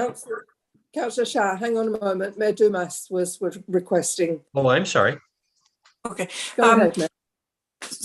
Thank you. I'm going to address it to Brian. Brian, I read through this and I don't have it in front of me just on my pad, but say, for example, a vacancy, say there was what timeline would we go back to the results of an election process? And what I'm thinking is, should we have some wording in here if, for example, for unforeseen circumstances, a vacancy becomes in effect due to the death of a councillor within a period of time of the election? When would we go back to the next person in the voting structure of an election? I don't think I specifically went back to that, Mayor Dumas. I guess that's a decision if the elected want to go back. Okay. Certainly, there's good points and bad. Sometimes, when you had a general election and somebody had 5 votes, did that mean that that's who the public wanted? I don't know, right? So okay. How you'd like to fill that and whether or not you'd like to go back to that or set a timeline for going back to the previous election, we can certainly modify if that's the direction of council. I can certainly rewrite the policy and reword it so that we can incorporate something like that into the policy if that's what you wish. Okay, and I'm not saying we should do that. That's certainly based on what you've said. I think maybe it's better to let council decide, no matter when it occurs, what they would like to do with the vacancy. Thank you. Okay, thank you, Mayor Dumas. Councillor Shala. I thought I read in here where it said that this would be done if it came to voting within the say we appointed someone or we're going to appoint and we took applications, for example, or resumes for the job, whichever way you want to look at it, and then we were going to make a decision in council. That it almost appeared to me that I read in here where it was an open meeting, not a closed session. Am I wrong in that? And it talked about cards or a process to select somebody from the applications, or how it was determined in the end. I thought I read that in there, but like I said, I didn't print it all, and because there's been a lot of printing, but I think the carding with regards to selecting a mayor from within is the way that is in that policy. So if council are going to select one of their own to become the mayor, that's where the card system becomes apparent. My thoughts are completely opposite to Councillor Bongo here. If you apply for a job and there's 10 people are interviewed for a job, I would hate for all of that to be out in the open forum if I was the one that didn't get the job at the end of the day. So with regards to 10 people applying for a council position, would you actually want the general public to hear all the reasons why you didn't get it? I'm not sure. I have very mixed feelings about whether or not that should be done in camera or out in the open forum. And I do hear what you say. If you're going for an elected position, you need to be out in the open forum. But to have council discuss your personal resume in front of the general public, and you're the one that didn't actually get the position, I'm not sure how I would feel personally about that. So I have very mixed feelings. Councillor Florent, you want to add to that? Yes, I have very mixed feelings on the whole issue, and I probably at different times I could argue either side. I think the carding format is set up for in-person meetings. I don't know how that would work at a Zoom meeting, because essentially you could feel the mood of the council and change your vote, because nobody's going to see whether you change it or not. But to get back to the whole issue, I like the option of council at the time of the resignation or vacancy being able to make a decision. I don't like appointing the best loser, because as Brian pointed out, that person may have only got 5 votes in the whole ward, and now he's going to be representing the ward. After the last round, after the last vacancy that we filled with the application process and the controversy surrounding the in-camera versus open meeting, I think personally my choice, if it came to an individual choice, would be to have a by-election to avoid that. I think it's bad to put the applicant in through that in an open meeting, as you point out, Councillor Collins. I don't think it's transparent not to. And it's a tough decision to put councillors in, because they're answerable to everybody, not just the person that's applying. Especially in the first 3 years of a term of council, I think from now on, no matter what I've done in the past, I would be voting for a by-election. Or choosing a by-election. In the last year, it's a little bit different. You know, you're getting down to the wire, and you're going to have an election later in that same year. So even if you make a wrong choice, it's only for a short time, and then the people get to choose whoever they want. So I kind of like the option, if we're not going to go to by-election straight across the board all the time. And there's probably situations where that's not the best choice too. At least that council have the option to choose which method to use, that has to be written into the bylaw. Thank you. Thank you. I'm totally agree with that. Councillor Bongo, you have more to add here? Just a little bit more. Yes, I agree with Councillor Florent. If the policy has wording that it allows us to choose whether the appointment is in open or closed, I'm okay with that. As long as that option is there. For the record, I probably will never participate in an appointment just because I'm completely uncomfortable with the whole process, and I favor by-elections through and through. But just going to Councillor Collins' point, we are public servants. We are in the public eye. This is very different from applying to a job. completely different just because of that factor. So that's why if the majority of council does want to go with the appointment process, that's why I think the open forum would be the best. And as Councillor Florent mentioned, it's just a lot better for transparency. It's a lot better for optics and accountability. And that's all I'm going to say. Thank you. My thoughts on it, Chair. If we have a by-election, that's quite fine. If we have an appointment, I think it should be in closed session. Okay, thank you for that, Councillor Schaller. Okay, I think we've gone round and round, and do we have direction there to staff to form a policy, including those bits and pieces that we have discussed, please, Mr. Martin? Well, I'd just like to say that, you know, having been the last person that was involved in this, I'm quite fine with having a by-election, but yeah, it's you know, to keep things in the open is a great idea, but it's also nice to have the flexibility for council, because we're trying to put something in place that we don't have to change every couple of years. So, you know, by giving the options, different circumstances can happen in any given year. And I think it's just a good idea to give ourselves, you know, give the council different options to be able to deal with different situations. Absolutely. And I think a policy can be worded accordingly. All right, thank you.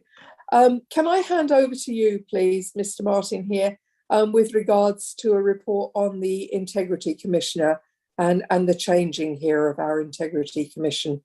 Could you discuss that with us, please, and why you believe that we should switch?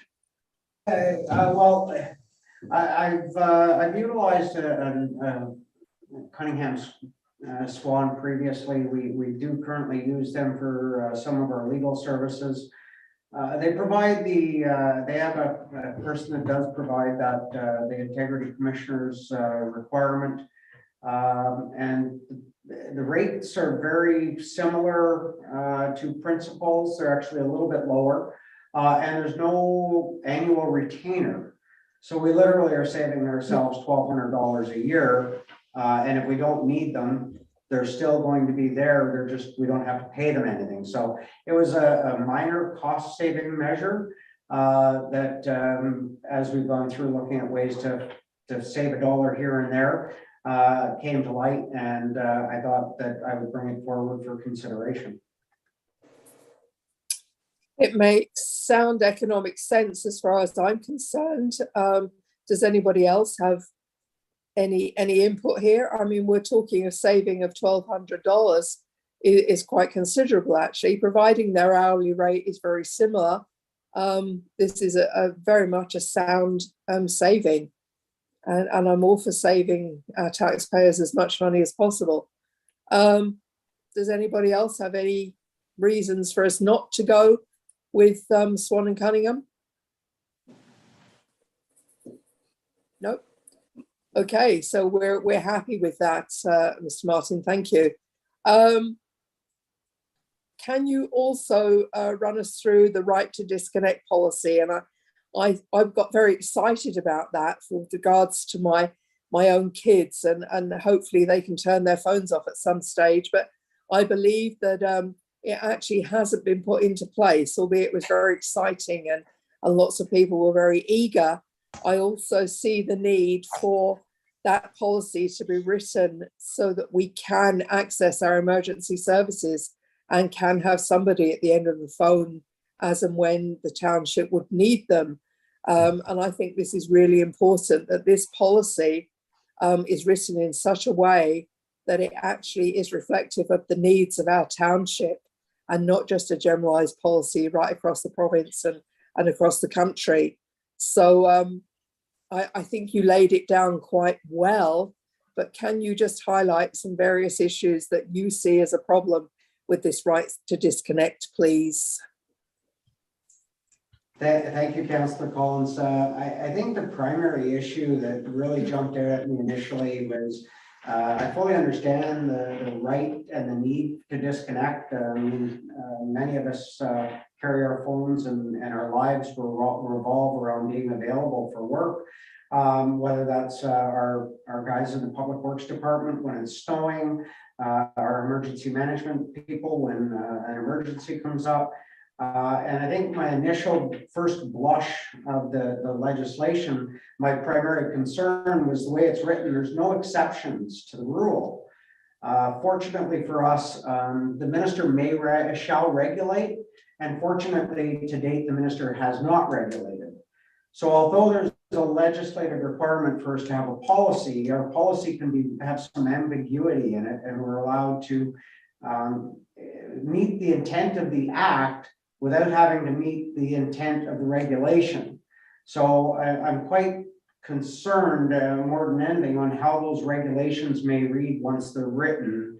And I do hope that when the minister writes those eventual regulations, that they understand that there are portions of the workforce in this province who can't physically just walk away from work and not have any mind for work from 5 o'clock in the afternoon until 8 o'clock the next morning.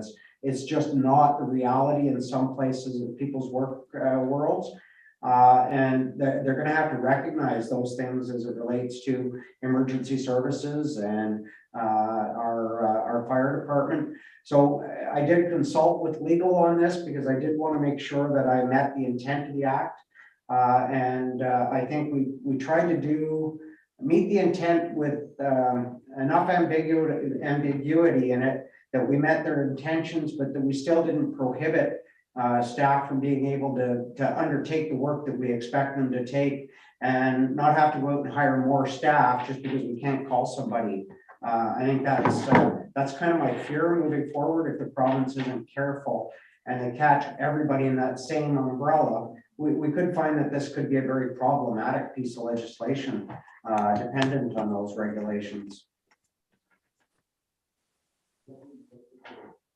Okay, thank you, Mr. Martin. I mean, I used to work at a hospital and had to do a lot of on-call work.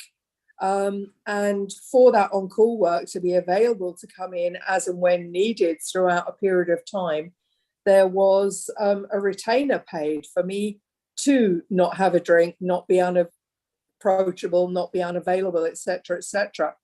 And if we have to put that legislation into place, then we're going to have to instigate some sort of on-call rota. And I do know some volunteer fire departments actually have half their team available and half their team on a stand down. So the half of the team doesn't have a drink, doesn't party, doesn't leave the area for a week or whatever, 10 days, and then they switch over. So I really don't want us to have to go down that line unless we need to, because as you rightly said, it's going to cost more money. And we really don't have that money to play with for this. But we have to understand that certain people, if they are contacted out of hours, if they are expected to be brought in after hours, should be compensated maybe with some time off, if not pay, or a couple of hours here and there with time, maybe not pay. And that may well be a way forward as well.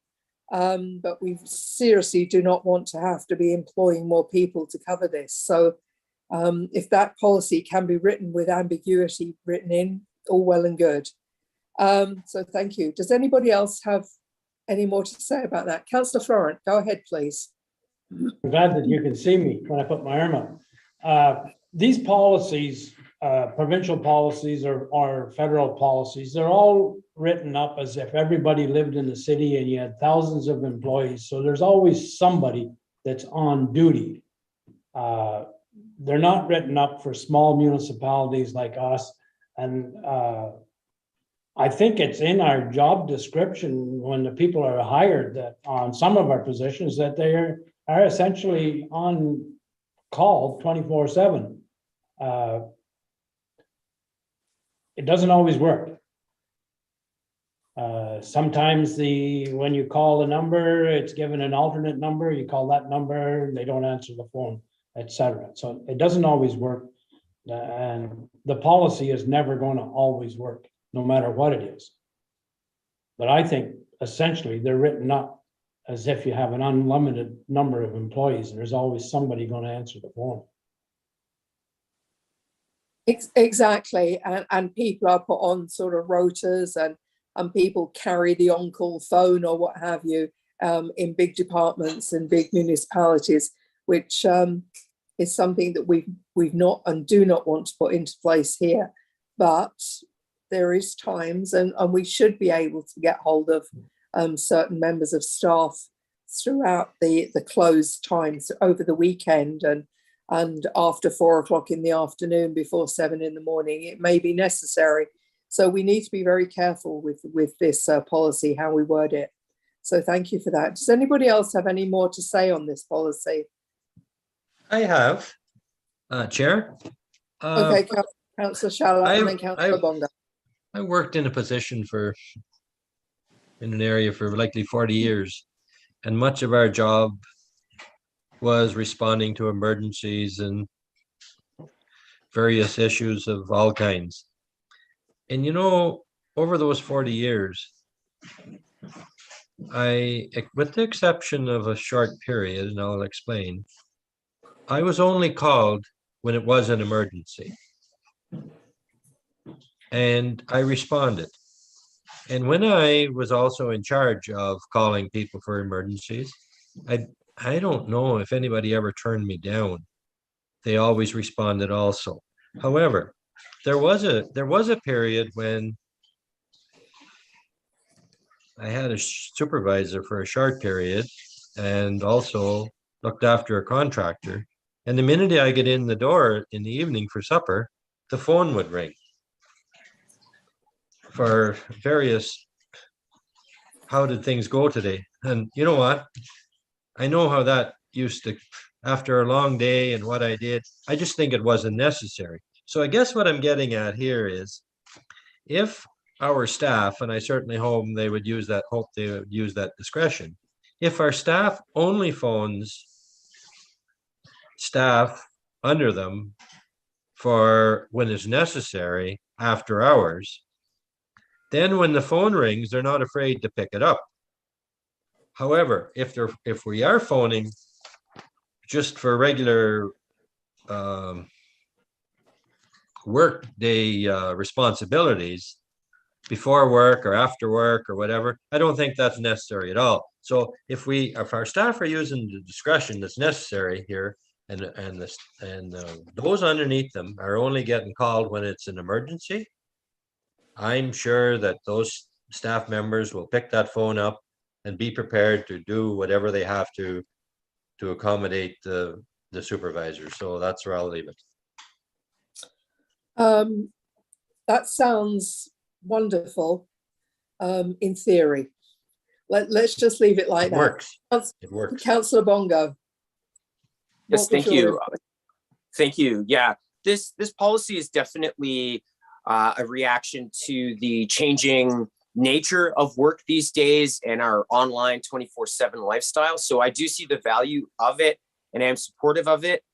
I believe that we have great employees, and I think that we have an amazing staff management, especially our senior management. And in my 3.5 years of being here, I really do get the sense that our management is respectful of our staff time, and our staff also understand the important role that they play in running our municipality, and how there are going to be some times outside of work where you might need to anticipate a call because of, looking at the forecast, there's a huge storm coming in, and we all need to get ready for that. I really do believe that there's buy-in from management and staff in operating a well run township.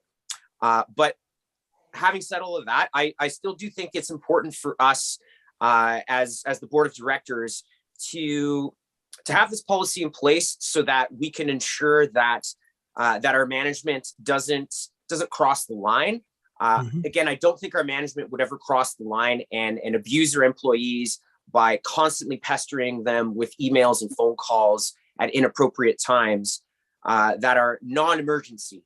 as well. So I really do think that this policy communicates to our staff and to the public that we are the kind of municipality that treats our staff and employees well and fairly, and are respectful of their free time.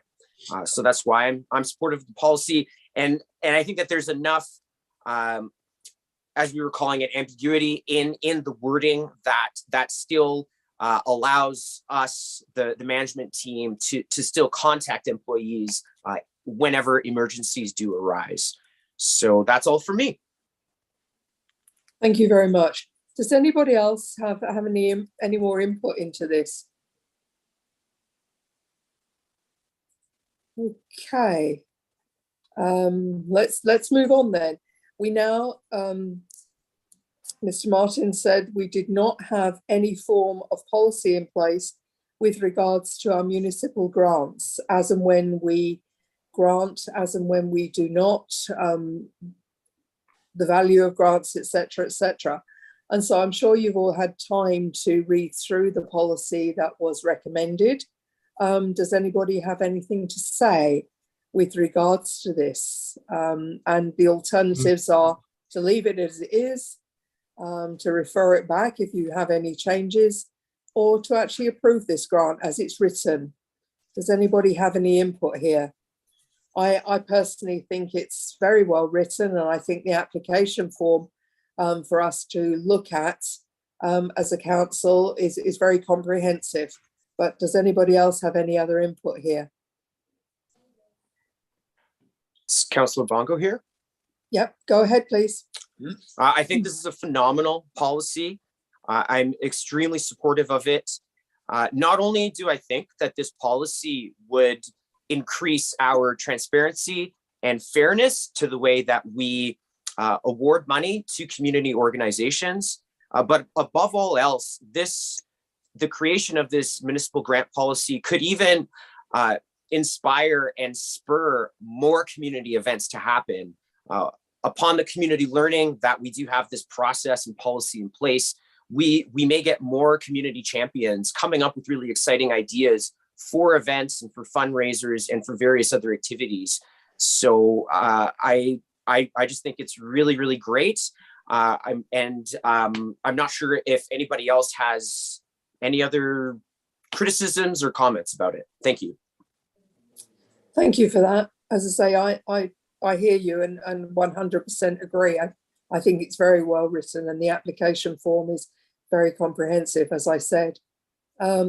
Is there anybody else that wants to add to that, to change it, or?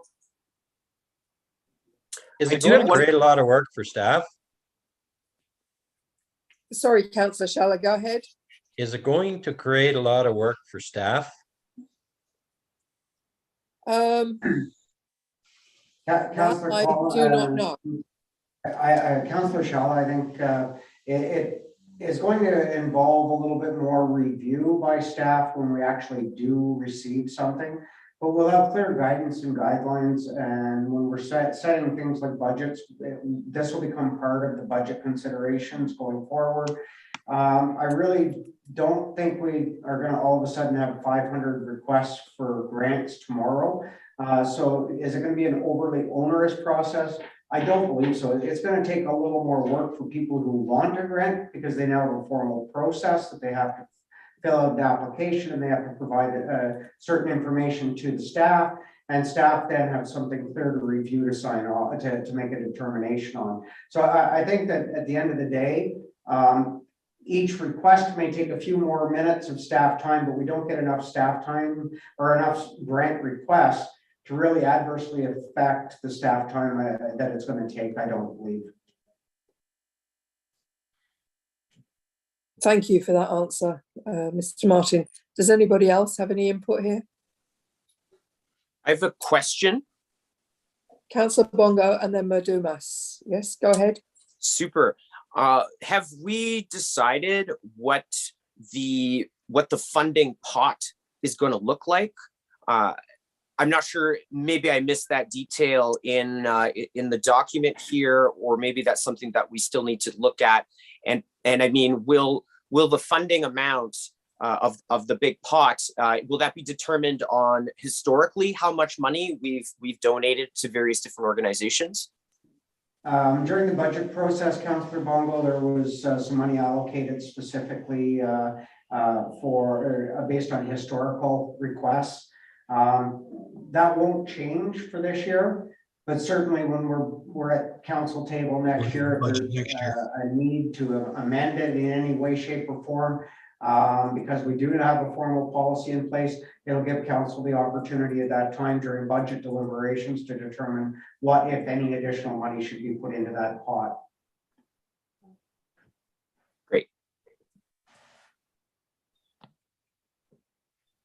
Go ahead. Thank you. I was going to ask that what Councillor Bongo did ask about a line item for grants. And the other question I have, Brian, is the grant that we approved to support the environmental group that was going to work with our students. When I read through this process, I didn't really feel confident that that grant would get consideration under the process that you've set up at this point in time, because I believe it's an agency outside of the municipality, et cetera. Can you just assure me that that request would get looked at through this process?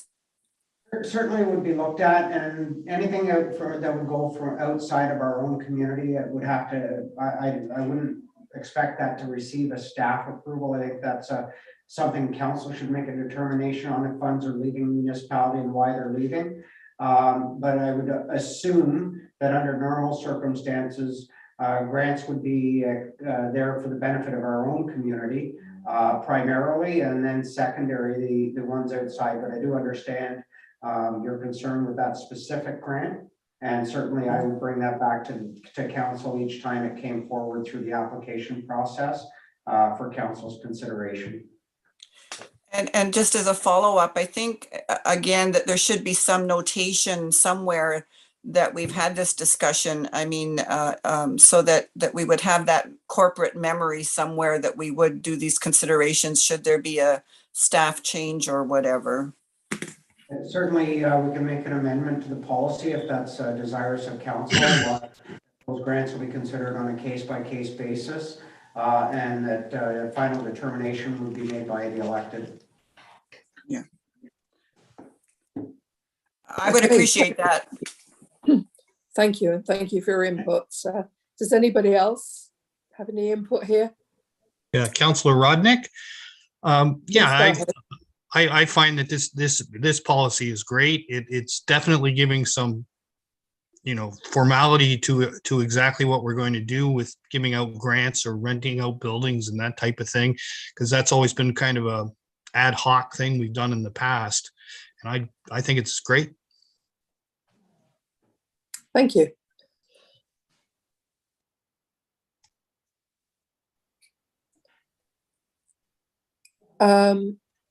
I'm not sure if I haven't lost internet. Can everybody hear me? Yes. Oh, okay. Right. On to the next part on our agenda here of new business, and it's labelled up Senior of the Year. Now, Senior of the Year, I'm a little hesitant here because our average population in our township is 58 years old. How do we go about looking for nominations for Senior of the Year? What do we determine as a senior? Is it everybody over the age of 65? Is it 70? Where do we actually put that number when we start looking at the possibility of a Senior of the Year award? Do we believe there should be a Senior of the Year award? What do people feel about this? I mean, I'm just throwing this open here because I'm a little perplexed with a township as it is at the moment of residents, not obviously holidaymakers coming in, but Senior of the Year with an average population of 58 plus, I think is a little bit contentious. But what does everybody else feel about that? Anybody? Councillor Bongo here. Please go ahead. Sure. Help me out here. No problem. I like the idea of this. I see a lot of value to celebrating local community members, especially those that are community champions and that have gone above and beyond to serve the community and to help others. With regards to choosing a senior's age, the Whitney Senior Center, last time I checked, the age was 40, where you could apply for a membership there. But you're right, there could be some debate as to what age would have you qualify. Perhaps we could just make it 50. And also I wonder, is this an initiative that is appropriate for either of the senior centers or the recreational committees to pursue? So I guess my question is, so we have this really cool Senior of the Ward program, and then like who takes it from here, basically? Our staff, or do we direct it to one of our rec committees? So Councillor Bongo, just to speak to the age limitation that I've been hearing, according to the Ontario Seniors of the Year Award page, it's for anyone 65 years of age or older who has enriched the social, cultural, or civic life of his or her community.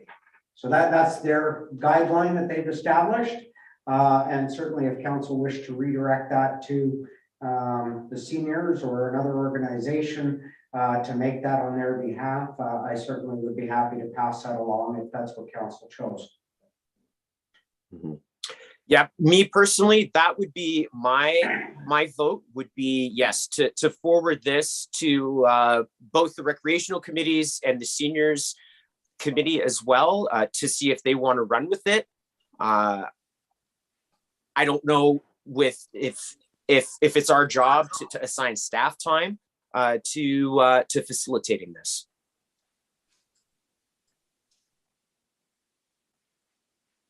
I'm just looking at the deadline for nominations being April the 30th.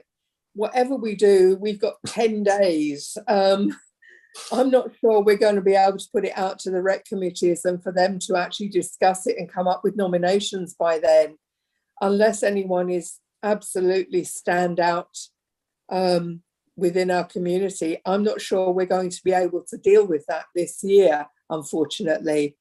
But presumably this is something that they're going to do year on, year out, and we will be more aware of it in subsequent years. Do we think that 10 days is long enough to get anybody nominated? I'm not sure. So what do council think about that?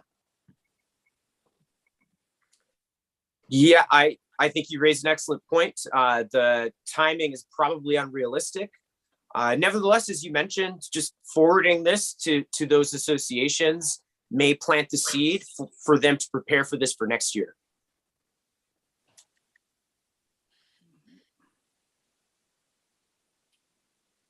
Okay, can we ask that be forwarded to the recreation committees ASAP then, please, Brian?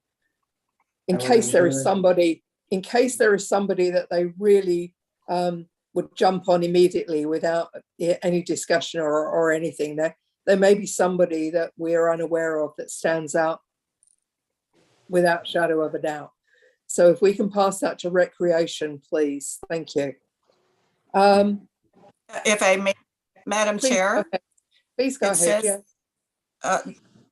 Ontario Senior of the Year Award. This award is given by a municipality to recognize an outstanding senior after the age of 65 and reaches. So it is directed to a municipal nomination, and I agree. I don't think we have time to do this. So I just don't think it's fair to send it out to those committees when it does say it's given by a municipality. Okay. Yeah, they have to be nominated by a municipality in Ontario, it says, so. But please go ahead. If I can interrupt a bit, I think the recreation committees might be a good place to start because they got more hands on the community and they could make recommendation to council. But I agree with Jane, it's a council decision to be made. Two other points, I wouldn't want to be making the choice. And number two, I think I'm one of 4 councillors over 70. I don't consider myself a senior yet. Exactly. Right on. That's what I was getting at. Yes, that's exactly the point that I was trying to make when I first introduced this. So, okay, so I mean, we can put it out to the recreation, and if they have got anybody outstanding that they can immediately think of, maybe we have to have another meeting if we do get any applicants come through before that 30th. I think it's quite nice to recognise someone that's been outstanding, and we've not done this in the past. So I think it's a fantastic opportunity, but I think the timeline may be a little bit prohibitive this year. Let's put it out to the rec committees and see if anybody sort of leaps or floats like cream to the surface there immediately, and see what their response is. Are we happy with that? Mm-hmm. Okay, thank you. The next, we're nearly there, folks. The next section that we've got here is the Whitney Public School Community Garden Project. And I know Ian, one of the teachers down at the Whitney Public School there, wants to bring awareness of food sustainability, and by doing that, wants to actually build and increase the gardens. Are we in support of what he wants to do? I don't know whether or not he's looking for funding, for hours, for staff time. How does he want us to participate? I'm not sure. Where would the food be available? Would it be available for purchase, for giving away? It's very lacking in content, this letter that we got, but I think it's important that our children know that food can be grown, and from an early age, should they be involved with this? I do believe that as well. Gardens and plants are very pretty, but food we eat. What does anybody else think about this? Introducing our children to this at a very early age may well be a way forward. Please go ahead. Yes. Is he aware, I wonder, is he a new person, new teacher in the area? Is he aware that there are gardens over behind the daycare center that possibly he could get the school involved in? I do not know. I don't believe that he is a new teacher, so I think he may well be aware of that. I'm not sure. Would we like to participate as a township? Well, of course we would, but what does he want from us? And I think that needs to be part of the follow-up. Councillor Florent. I'm in favor of community gardens in general. I don't think I'm in favor of it being sponsored by the school, because the school's not in session for July and August, and that's the heaviest time for maintenance and looking after a community garden. So if the school is starting a community garden, they're expecting somebody to look after it for them in July and August, and that would mean the taxpayers. So if the recreation committee wanted to have a community garden, 100%. Fire department wanted to have a community garden, 100%. Not so much for the school. Absolutely, and for that to be beneficial to anybody, it's got to be watered when school's not in, and obviously the harvest, etc. And as you quite rightly said, and I know you grow your own produce and things yourself, so you're very aware of that. I do believe community gardens are a fantastic idea. The majority of us do not have sufficient soil on the land here to actually grow anything. And so it has to be up in raised beds with decent quality soil. So I think a lot of people would benefit from a community garden.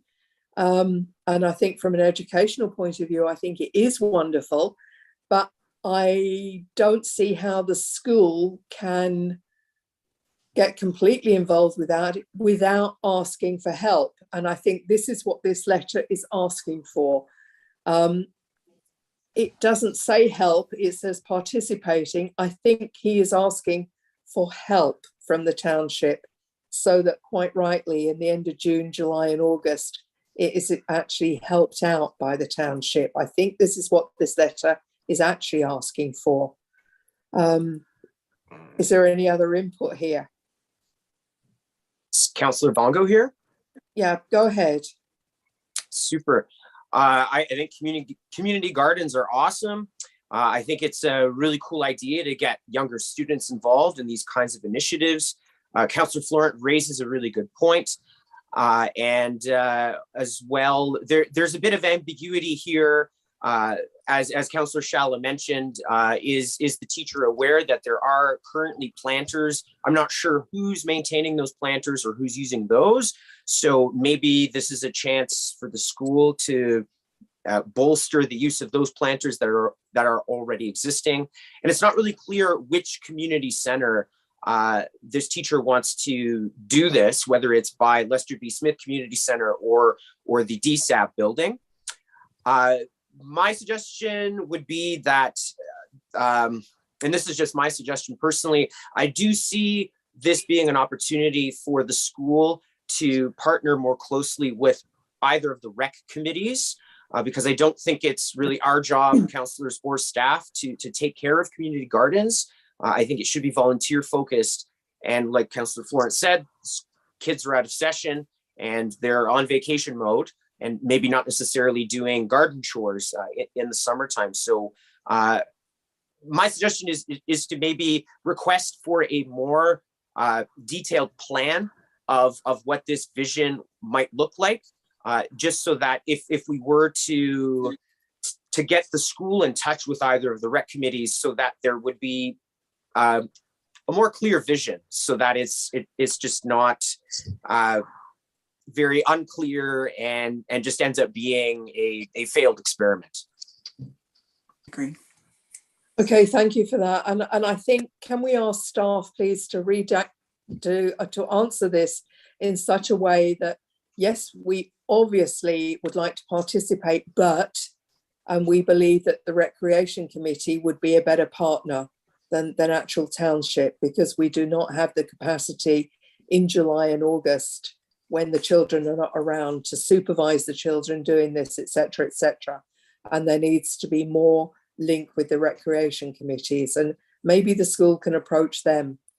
I don't want to squash this. I think it's wonderful for children to see things being grown and tend to them and look at soil and pHs and all of the science and that goes behind this. I think it's wonderful, but I do believe that the link with the township should be directed to the recreation committees, if that is in agreement with everybody. Yep. Mhm. Yep. Okay. Can we ask that letter is reworded and directed back to Ian Piatri, please, Brian?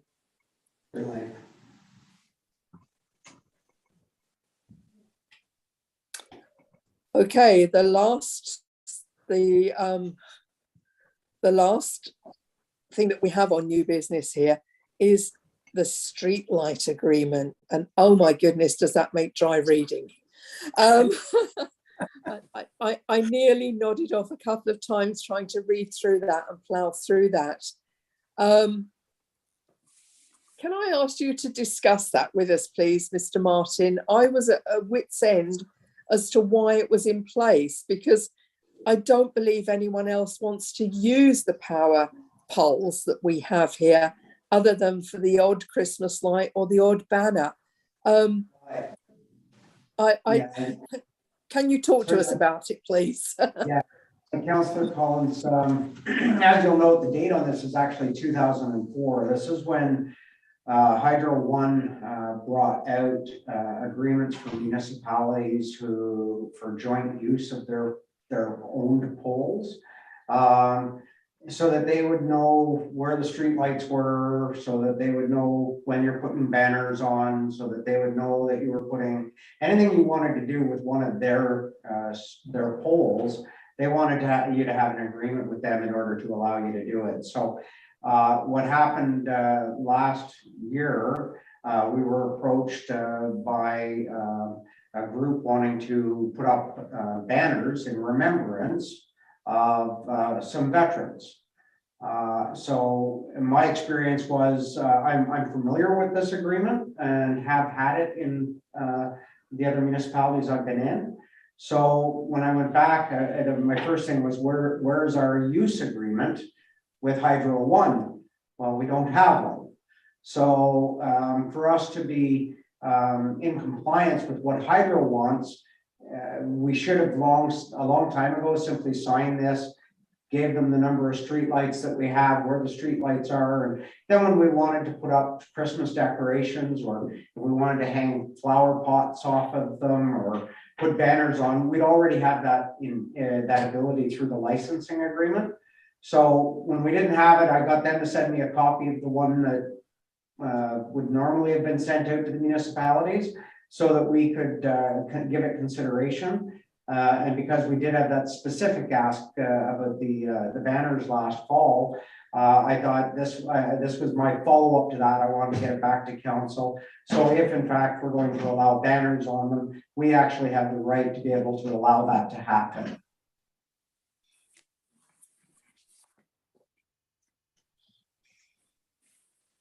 Thank you for that. Have we all had a chance to read through this? It's a very, very, very complex but comprehensive policy. And I think they've probably employed so many lawyers to make sure this is watertight that I don't see any reason why we shouldn't accept it. Mayor Dumas, your input, please. Thank you, Brian.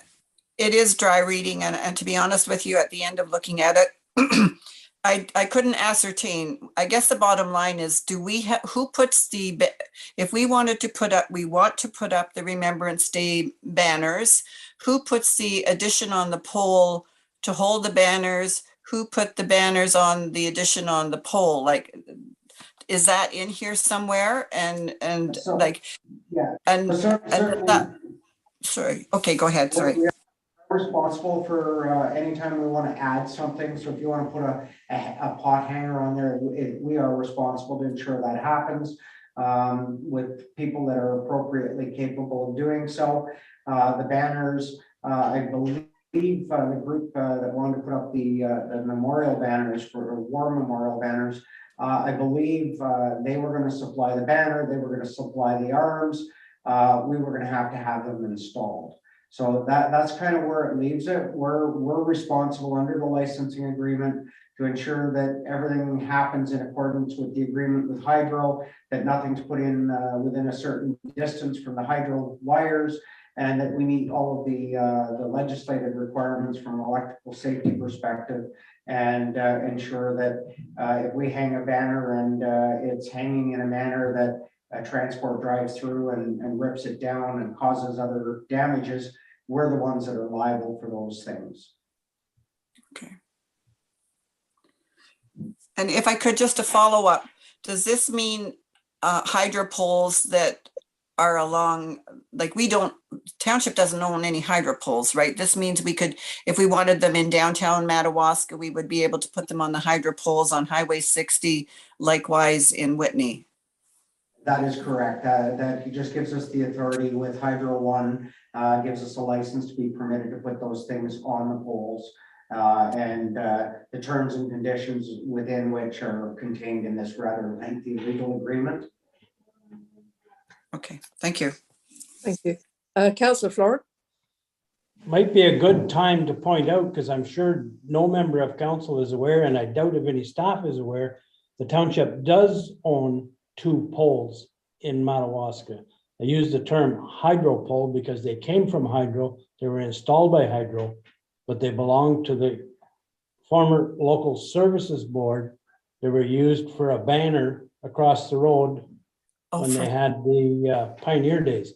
They're just west of the entrance to the Anglican Church. And there's one on each side of Highway 60. They're in the ditch line as opposed to being back near the pole line. If anybody's driving through, you can pick them out if you know what you're looking for. There's no wires attached or anything. Oh, that's cool. They've been there for probably 30 years.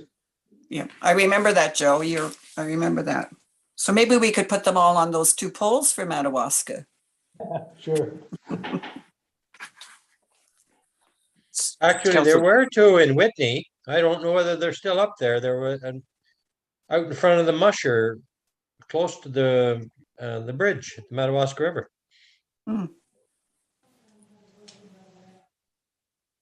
Anyway, I think it's something, I mean, we need to sign this agreement, and I think we would like to go ahead with the partnership with the Legion with these Remembrance Day banners.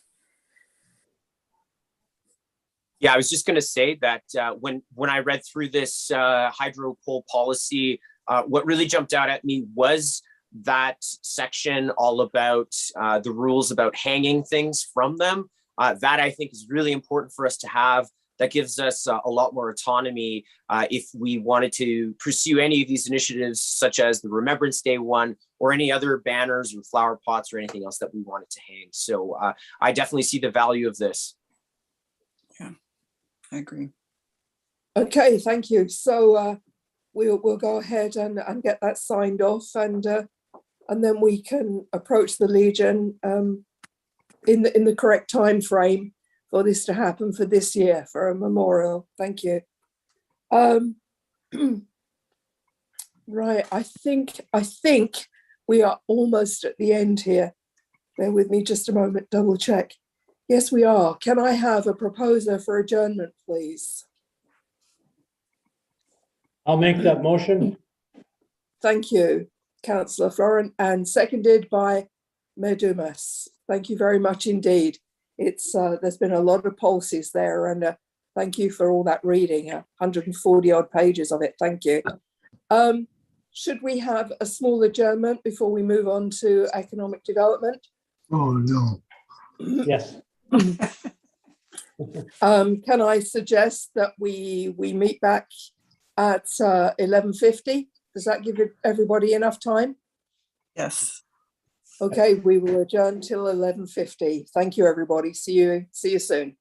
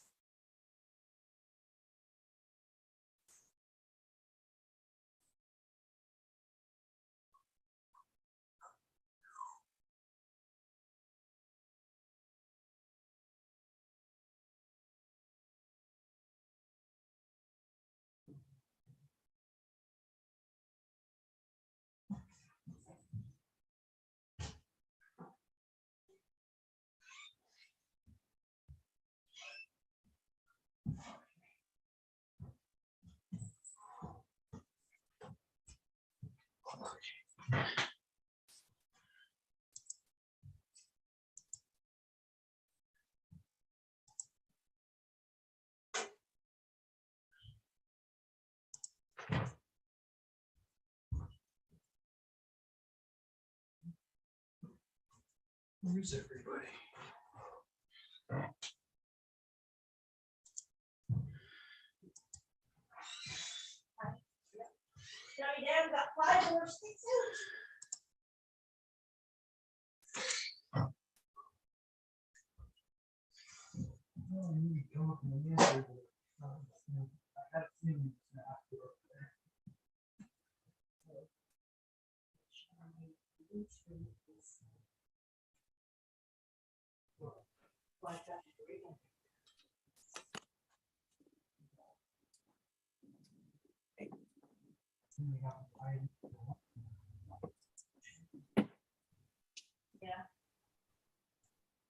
Yeah, which they come right, so that would work. Or we just let them put it through and we just do our thing, right? Yes. Okay, so.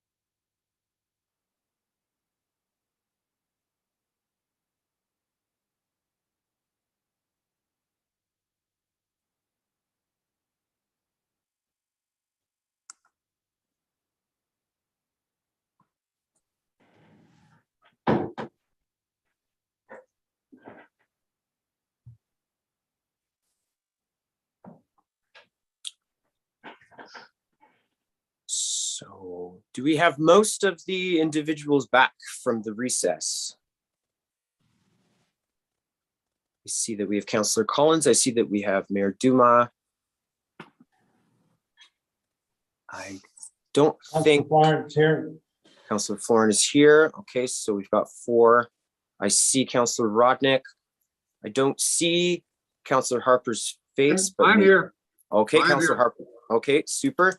So I think just Councillor Shala is who we're waiting for currently. We'll just wait a moment for Councillor Shala to log back in.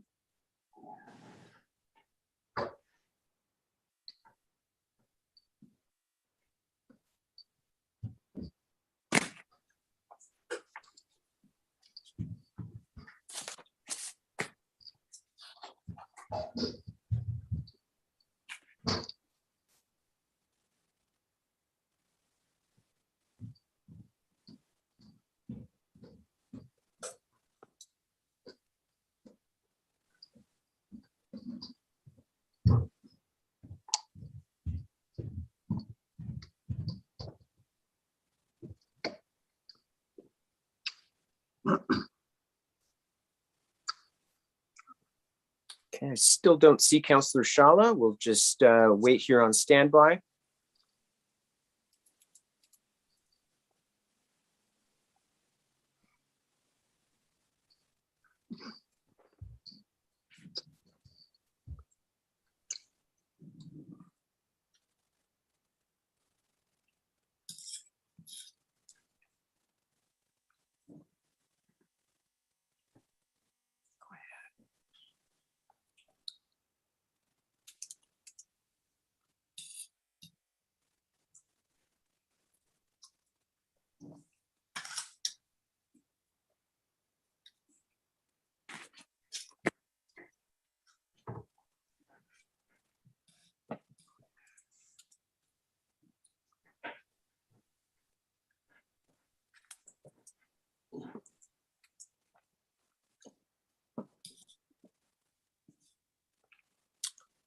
We're just waiting for Councillor Shala right now.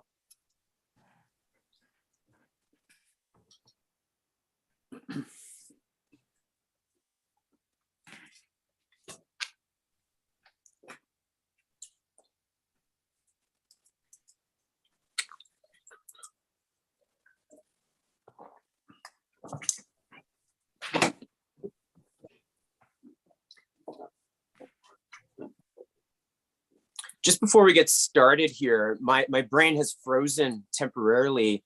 Do I need a mover and seconder to open the meeting, or is that just to adopt the agenda? Just to adopt the agenda. Just perfect.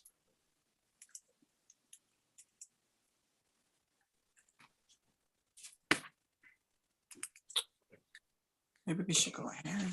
Do you think we should go ahead? What does? We'll just go ahead. Okay. Okay, we'll do that then. Okay, super. Do I need to do a roll call? Perhaps I will. Okay. All right. So this is the Economic Development Committee meeting for the Corporation of the Township of South Algonquin. Time now is 11:55 a.m. on Wednesday, April 20th, 2022. I'm calling the meeting to order. And with us, we have all 6 council members, except for Councillor Shala at this moment. But I'm sure when he returns, he'll let his presence known. Are there any additions or amendments to the agenda? Okay, I'm not hearing any. In that case, we'll move on to number 3. I'll need a mover and seconder to adopt the agenda. I'll make the motion. Okay, we'll go with Councillor Florence as the mover and Councillor Collins as the seconder. Thank you for that. Next step, disclosure of pecuniary interest. I'll wait and see if anybody has anything to declare. Okay, we'll move ahead with no pecuniary interests being declared. Super. Next, we have unfinished business. And I don't believe that we have any here. Okay, well, moving ahead then to the big portion of the meeting here would be new business, starting with a housing presentation put together by me. All right. Okay, so economic development recommendation number 1. And this is coming from me based on all of the professional development sessions that I've been attending. That would be Roma and AMO, in addition to public engagement that I've done with constituents, both in person and online. And my recommendation is the council directs staff to explore all potential options for growing a full spectrum of housing options in South Algonquin. So that's the main theme of my presentation here. And let's jump into the rest of the information. If you could please scroll down. Okay, so why are we even talking about housing? Should this not just be something for the population to deal with and not so much ourselves? So what's happening is the lack of housing is interfering with employment, business, and quality of life. Through my public engagement efforts, I've heard from employers across the township that a lack of available housing options has made employee recruitment a major challenge. Tourism operators, our industry, that being the mills, and the local paramedics have expressed their frustration with the challenge of securing housing for workers. All industries within the township are affected, private and public sector. Next slide, please. And of course, arguably, you could also say that people that are in the demographic of being retired could also be affected by this as well. Let's take a look at how the pandemic intensified the housing crisis in rural Ontario. The housing crisis was a major topic at Roma 2022, an important Roma policy document entitled Opportunities for Rural Ontario in a Post-COVID World outlines how the ripple effect of the housing crisis has reached rural Ontario, including the township of South Algonquin. House supply was limited prior to 2020. The pandemic has created a rural property gold rush. It has increased the severity of the South Algonquin housing crisis. And if you are online, that link there, Opportunities for Rural Ontario report, you can click on that link to actually look at that Roma document if you are online. But please, next slide.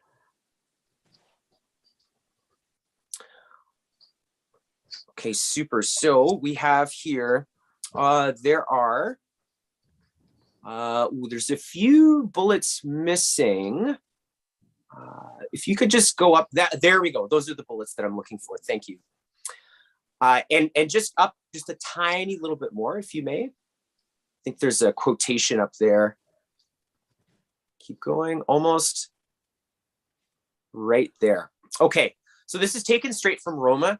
While affordability of home ownership has deteriorated in rural areas, Roma is particularly concerned about the ongoing shortage of rental housing in rural areas and the need to stimulate development of a full spectrum of housing options.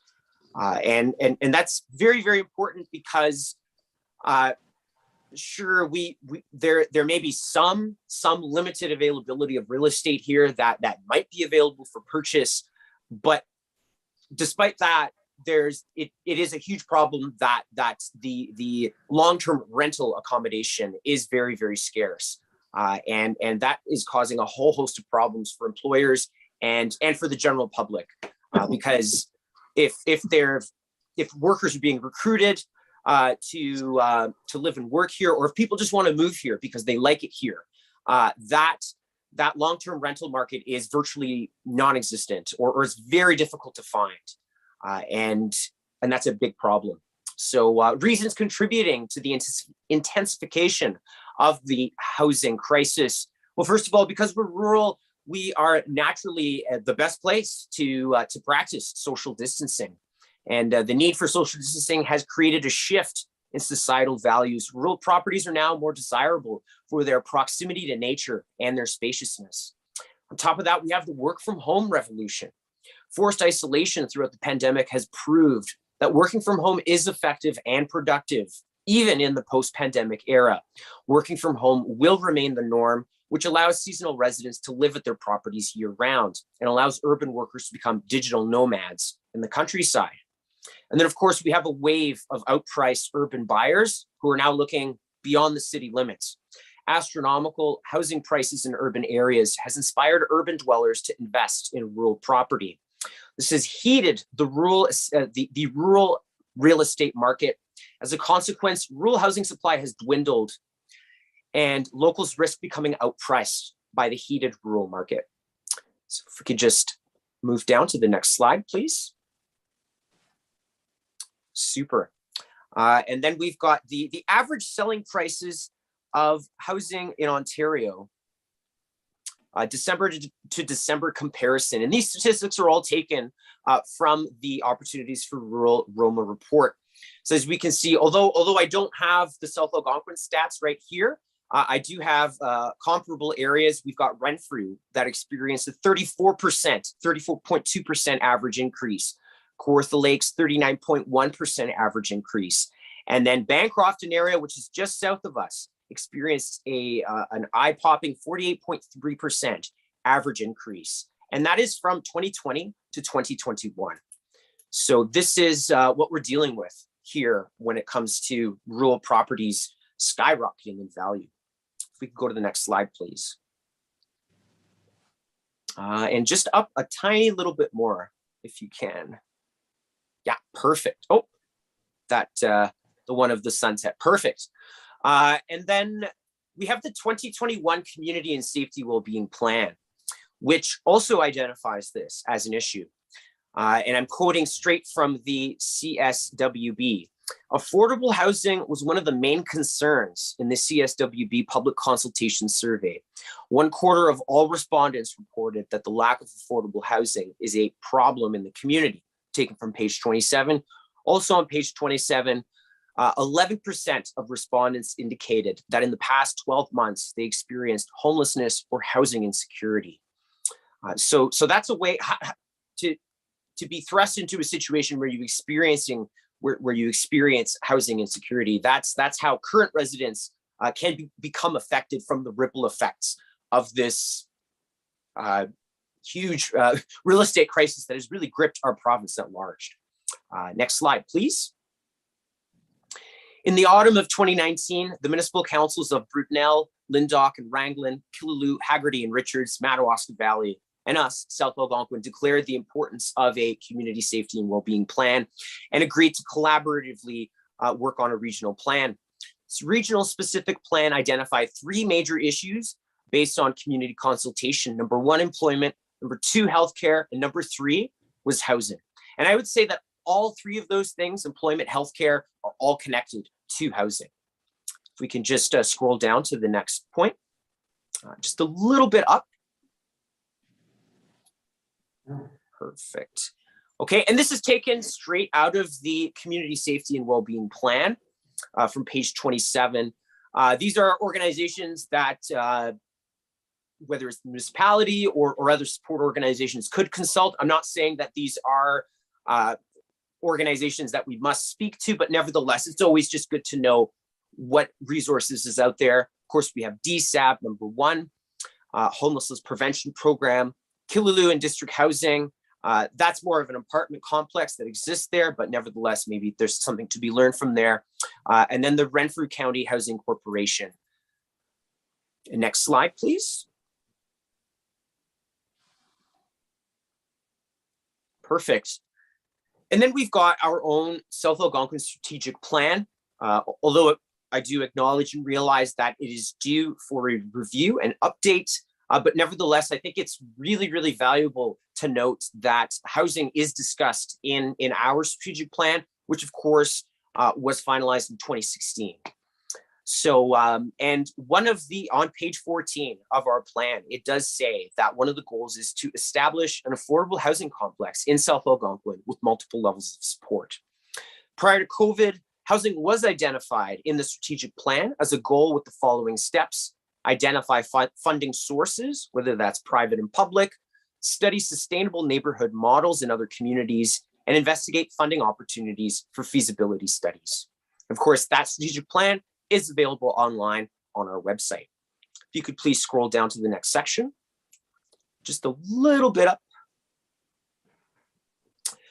So from my attendance at Roma and AMO, these are 4 organizations that stood out in the various webinars that I attended. I'm not saying any one is better than the others, but nevertheless, I was exposed to some very inspirational success stories that representatives from each of these organizations delivered in their presentations. And for us as decision makers, the whole point of me just putting these 4 links here is just to show that there are resources and organizations that we could potentially reach out to and at least explore whether they could provide for what our needs might be here in South Algonquin. Home Opportunities, the Ontario Aboriginal Housing Services, Habitat for Humanity Canada, and Abbeyfield Canada. Each one of these organizations are slightly different from the other, although the one thing that they all share in common is that their goals are to increase the amount of housing available in areas such as ours. If we could go down to the next slide, please. Okay, and concluding my presentation here, I highly recommend that Council direct staff to explore all potential options for growing a full spectrum of housing in South Algonquin. Residents and businesses have made their voices clear. Statistical evidence also exposes the reality of the current housing crisis. Rather than take a wait and see approach, I recommend that Council direct staff to research and determine if there are any housing solutions that would be appropriate for the township of South Algonquin to consider.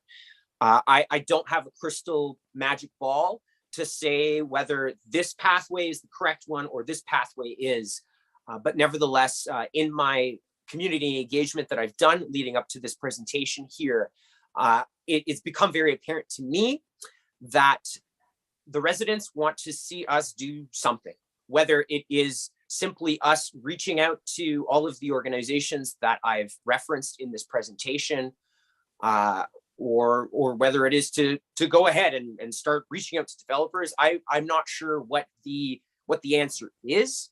However, I think the most important thing for us as a council is to at least do something, and for us to be able to show our residents that we are taking some kind of initiative. What that may look like Who knows? But nevertheless, I think it would be worth our while to set aside the staff time so that we as a council can at least look at some options and at least make some decisions based on that research that our staff would execute. I'm not sure if there's any comments or questions from council at this stage. I have a question.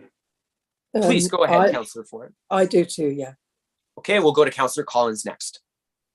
What is the ratio of normal rental properties versus private properties? Or what would be ideal?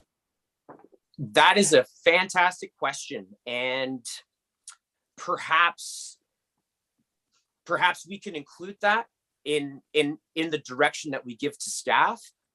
If we as a council think that would be a valuable statistic that would help guide whatever our direction in this may end up being, I think that would be valuable.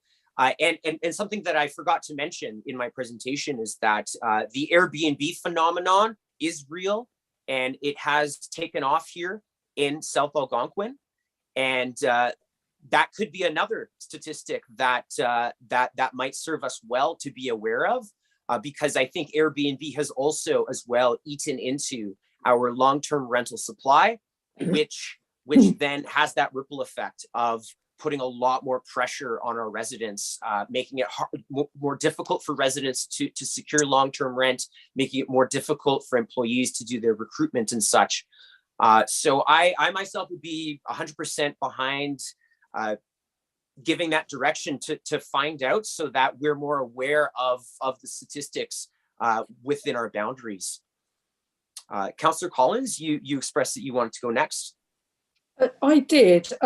I obviously was a business owner up to a couple of years ago, and am really cognizant of the fact it is very difficult to get workers on the lower pay scales, and they can't find anywhere to live. And if they can't find anywhere to live, they obviously can't work.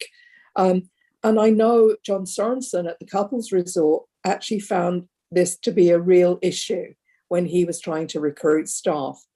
He took it upon himself to actually take one of his units, one of his residential units that he was actually renting for profit, and actually turn that into staff accommodation.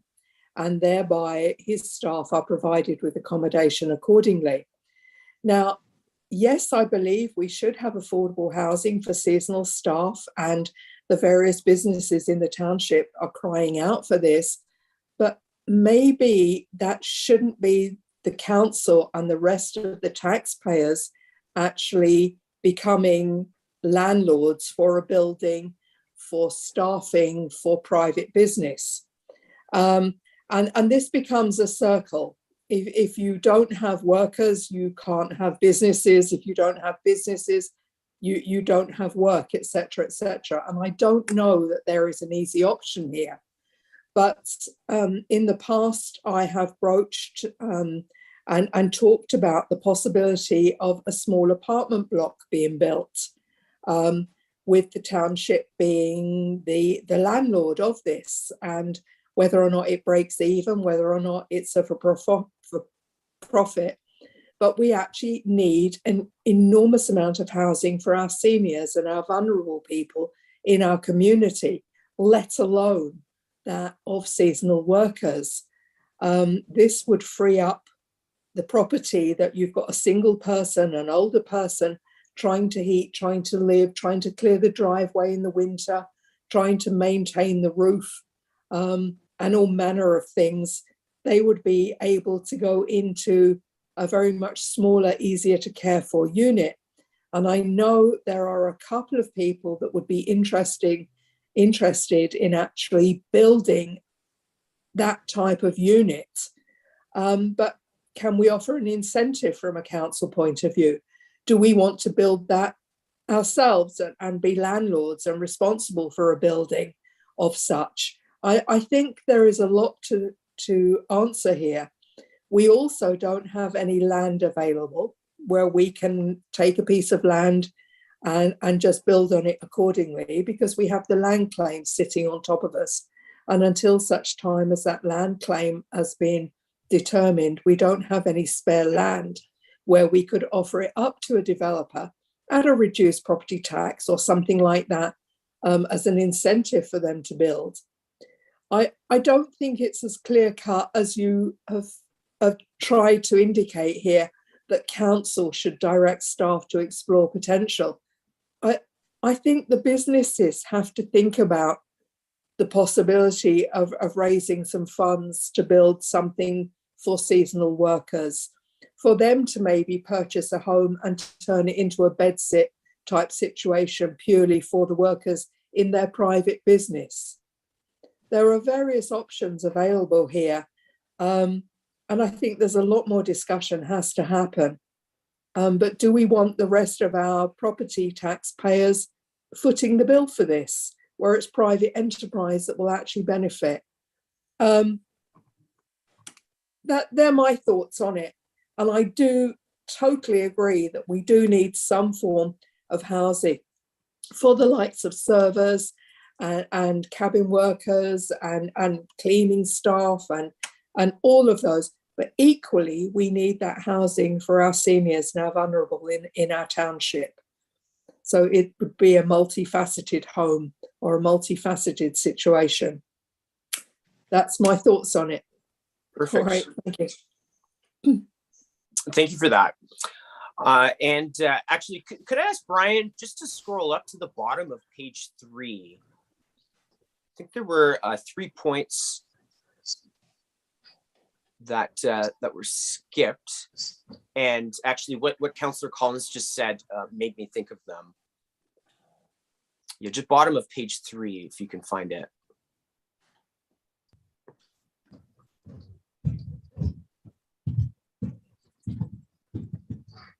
And if you could just scroll down a little bit right there, because you're absolutely correct, Councillor Collins.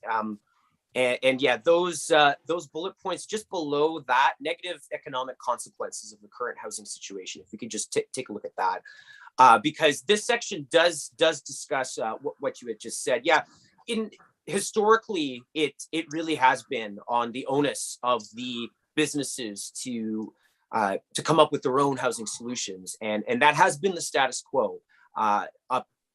Historically, that has been the case. However, and what I'm trying to argue is that I think we should change our approach as a council, and I'm also not saying that we become landlords as well. I'm not saying that is the correct solution.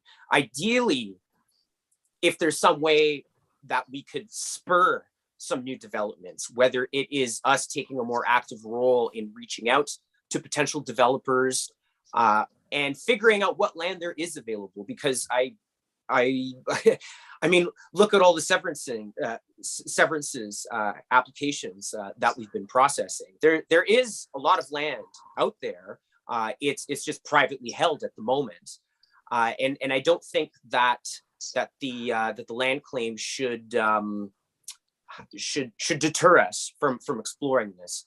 And for the record as well, I did consult with Robert Krafchick at the Algonquins of Ontario about today's economic development presentation, and I do know that the AOO has a housing development plans as well. We could also just wait for the AOO to do all of that, but in my conversations with Mr. Krafchick, what I've learned is that may be 20 years down the line, and I just don't know if we can afford to wait. And I'm arguing that it would be wisest for us to take an active approach rather than a passive approach. And just before I go further, I will just summarize these points here. So when workers cannot secure housing, positions go unfilled. That has happened. And when that happens, then that puts a lot more pressure on existing staff, and owners will have to step into staff roles. And that's not good for the mental health of workers here in the township. And as Councillor Collins mentioned, yeah, many businesses take their own rental units that are supposed to be for their business and allocate them to employee housing, which represents a loss of revenue. And then finally, and this is the part that really concerns me, is that if we don't take a more active role in trying to explore housing solutions, then we could potentially see a regression of public services. I think it's a well-known fact that the paramedics in our town have already expressed that it is very difficult for them to find housing. And if we can't have paramedics that live here, then what does that do for our emergency services? So that's really the part that I'm very worried about. And on top of the fact with our seniors and our most vulnerable as well, having a lack of options. So again, it's very interesting how this is not an issue that only affects employers. It's not an issue that only affects tourism. This affects the public sector and as well those members of our society that are in retirement or that are vulnerable. So that's my summary of that. I did see another hand go up. Mayor Duma, please. Thank you, Councillor Bongo. You did mention, and I appreciated the fact that you did mention the impact that Airbnbs can be having on our housing problem as well. As you know, that individuals have gone that route, and as you said, it decreases the long-term rental supply because they're short-term rentals.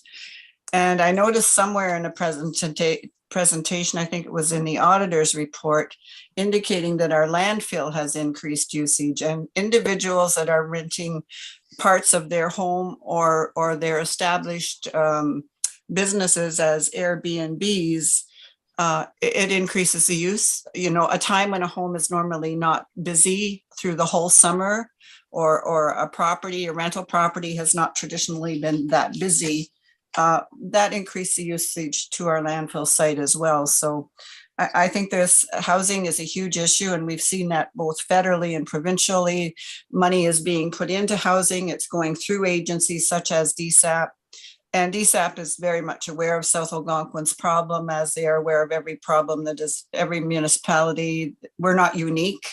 Every municipality that's a member of DSAP has housing issues for sure. So I don't know if Brian has any comments in regards to housing and dialogue that he may be having in this area, but certainly it is a huge issue. And as I say, we're not unique, but we are unique, as you indicated as well, Councillor Bongo, in the fact that we do not have vast amounts of vacant patent land in South Algonquin, and that's a reality. We also have an aging population where there may be one individual in a home too, and that, you know, and that's so sad for those individuals, but it keeps, it ties up property within our township. So it is a huge issue, and I'm glad you brought it forward in this venue. Brian, did you want to say anything about housing? I'm sorry, Councillor Bongo, I'm not the chair. I have been working with DSAP. They're quite well aware. We also know that I believe just today the province passed some more regulations with respect to affordable housing. So there's likely going to be some flow coming out of that. So we are on top of it from a staff perspective. We're also aware of the business concerns. We've been approached by a couple of the businesses. So we are looking at what opportunities are out there. How can we bring partners together and act as an intermediary to bring developers to the housing group, to bring the housing group to the community, to the businesses, just to get everyone talking to each other. And I think that that's the key for us, is to attempt to facilitate people that want to do something with people that have the money to do something, with people that need to have something done for them, and hopefully between them facilitate an agreement amongst more than one partner to enable the ability of further development. But certainly short-term rentals are having an adverse effect on the available long-term rental housing stock. And it's not just here. I think in Toronto they're calling them ghost hotels. So, you know, there may be a need at some point for us to give consideration on how we are, as a municipality, going to manage as it continues to become a larger issue in our greater community. Yeah, and I think the way you summarized it there, Brian, is really good. I like that you used the word for us to hopefully become an intermediary to help facilitate these conversations so that some sort of action is spurred. I don't think that we're going to, upon our shoulders, carry the whole weight of this housing crisis and solve it ourselves. And I definitely, like, maybe it was Councillor Collins who said, we also don't want to, leave it upon the taxpayer to fund, a whole bunch of buildings or anything like that as well. But if there's any way for us to just spur and inspire these things to happen, and again, it's just mainly for us to try and take a more active approach to this, because ultimately the other potential direction is we do nothing and we remain status quo, and we simply tell all of the businesses here, we believe it's your responsibility to build your own staff accommodations, and that's what we believe, right? So what I'm really trying to promote here is that we do direct our staff. I'm not sure how many hours it would take out of their operations, although I think that it's justified for us to allocate at least enough time to create a report so that we have some idea of what potential direction we could take. And again, under the idea that we are intermediaries, not necessarily we become a developer, because I'm not saying that we should do that either. So are there any other questions or comments from the group? Okay, Councillor Collins, I see your hand. Please go ahead. I understand at the back of the DSAB building, which was the school, there is an enormous piece of property there. Now, DSAB are very aware of single seniors on their own, very aware of vulnerable families within the township. Is there any way that DSAB could fabricate a building or fabricate something that could address the issues of the vulnerable and the elderly? And also, if it was multi-level or a larger, actually include some bedsit type situations for seasonal workers. They have the property sitting there at the back of the DSAB building. And to my knowledge, it's a very desirable piece of property. They could maybe build some, or have a developer build some private apartments, maybe the top layer become like penthouse type suites, and the lower areas for vulnerable, ground floor for elderly, and somewhere in between, something else. Just a suggestion off the top of my head there.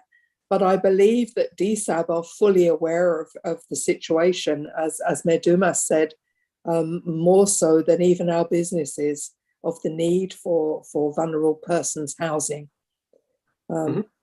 Just a thought, just throwing it out there. Thank you.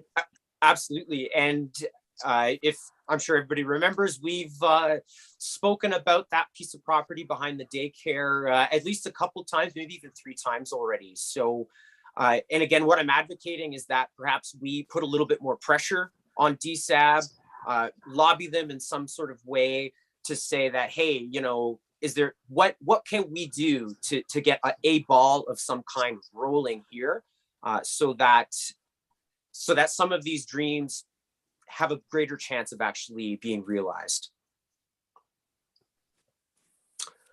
Okay, I see that Councillor Rodnick has his hand up. Please go ahead. Yeah, I mean, this isn't a simple problem. I mean, even when you're talking about getting developers involved and everything, it's all nice in theory, but they got to make a return on their funds, and they invest in areas where they can be profitable. Also, businesses, certain businesses do take a certain amount of responsibility. I don't know if you people are aware of a place called Chapman's Ice Cream just outside the village of Markdale.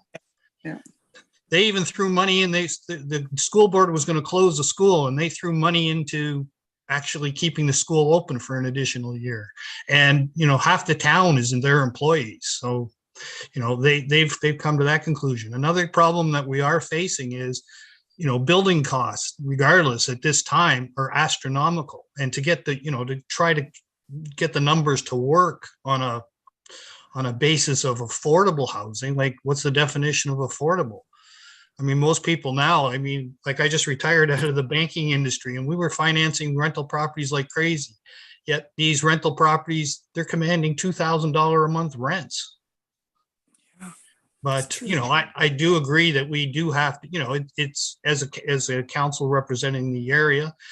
We have to take this into consideration and try to do that. But we do have some very limiting factors. We got to get all our facts in order.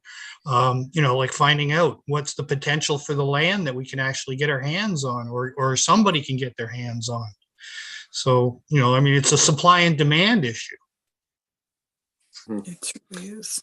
Yeah, and Councillor Rodnick, I don't disagree with any of those statements. And ultimately, it all comes back to, despite the odds and despite the fact, who knows, maybe within our power, we can do very little or next to nothing. But nevertheless, I still think I still think that directing this staff time to at least becoming that intermediary and finding out what the facts are. Exactly. Exactly, because already in this meeting, we've asked ourselves, well, how much long-term rental units do we have in comparison to single family dwelling homes? We don't even know that much. We don't know what how many how many long-term rentals we've lost to Airbnbs, right?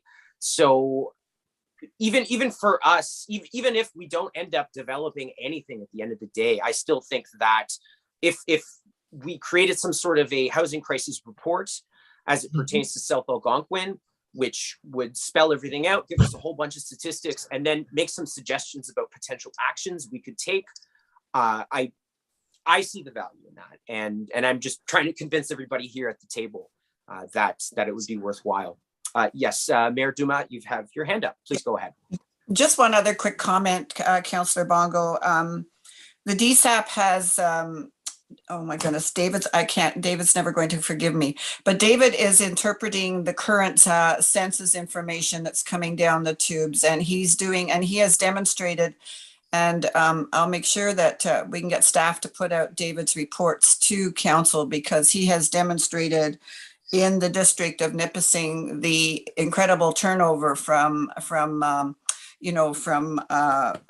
to short-term rentals and how that's impacting, and the loss of housing within the area since the last census, et cetera. And any money that's coming from the federal and provincial government are tied to agencies that can provide support in the housing in regards, say, for example, to social services, et cetera. And a lot of the money that's coming is tied to income levels, et cetera. So, the need of the individuals that are being turfed out of their rental property now because the landlord wants to upgrade it so he can charge 4 times the rent than he was previously charging. So, it's a huge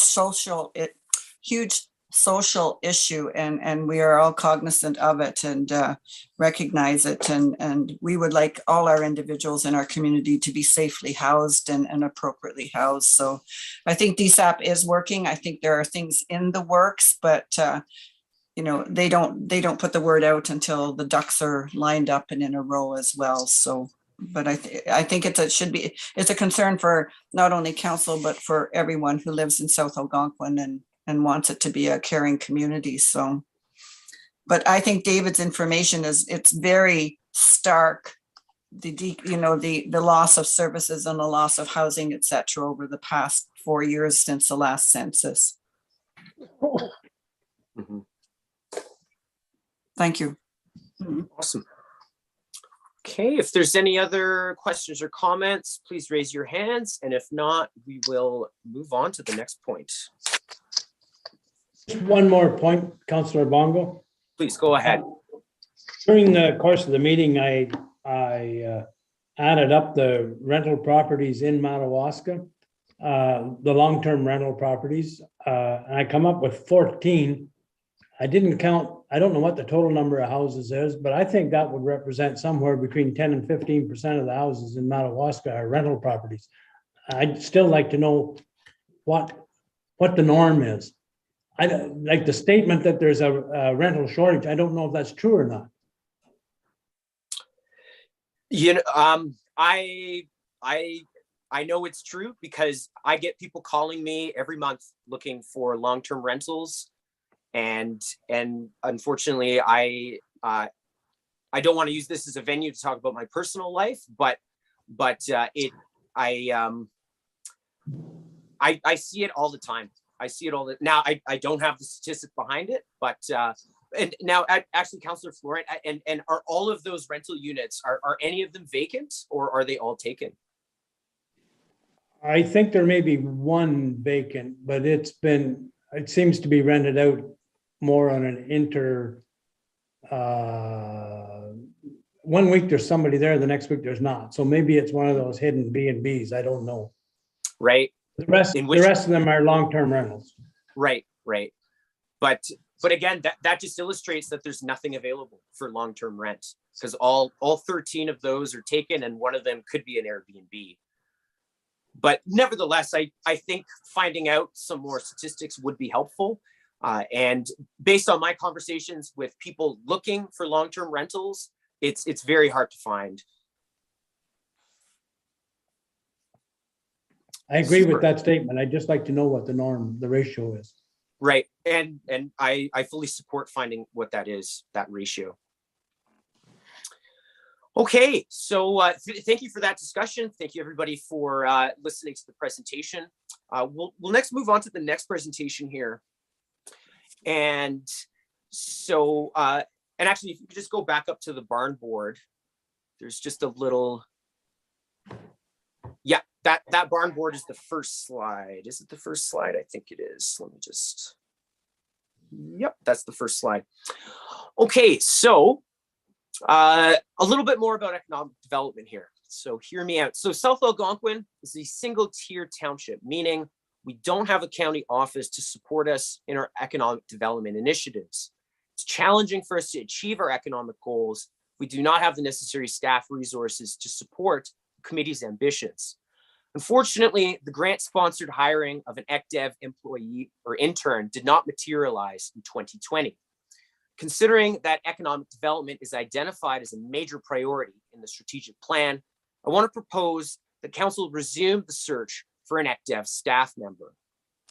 On page 28 of the strategic plan, under goal number 2, it does state, develop an economic development strategy for South Algonquin. Develop a budget and seek funding for an economic development strategy. Okay, if we could just scroll down to the next info.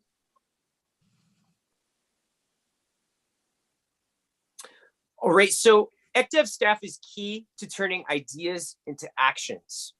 Here's just a compilation of a few things that this hypothetical ECDEV staff member could achieve. Number 1, create an economic development master plan. I believe South Algonquin would benefit from having a formal plan that is specific to economic development. The current strategic plan identifies ECDEV as a major priority repeatedly. Given the importance of ECDEV in South Algonquin and the complexity of running a goal-oriented ECDEV program, I believe the township would benefit from having a separate ECDEV plan that clearly defines goals and actions that the committee should follow in order to achieve success. Second, increase business engagement. This is another thing that I think the ECDEV employee could do. Business owners in South Algonquin desire more active engagement with the township. The hands-off approach towards ECDEV as in the past does not suit the changing economic trends of the area. Business activity is increasing and population demographics are beginning to change.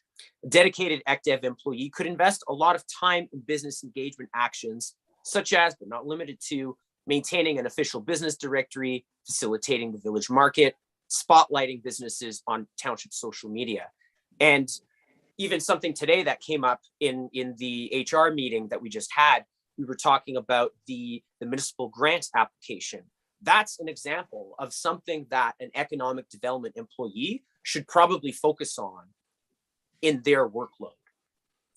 And the third point here, expand ECDEV grant writing efforts. Grant writing is a skill that requires a lot of thought, time, and attention to detail. Every year, multiple ECDEV grants become available, and South Algonquin applies for as many as possible. However, with the current staff structure, the township doesn't have quite enough staff resources to pursue all of the grants that are out there. The goal of adding a dedicated ECDEV employee would be to ensure that the township applies for all of the relevant grants, maximizes our grant opportunities. We can just scroll down to the next slide.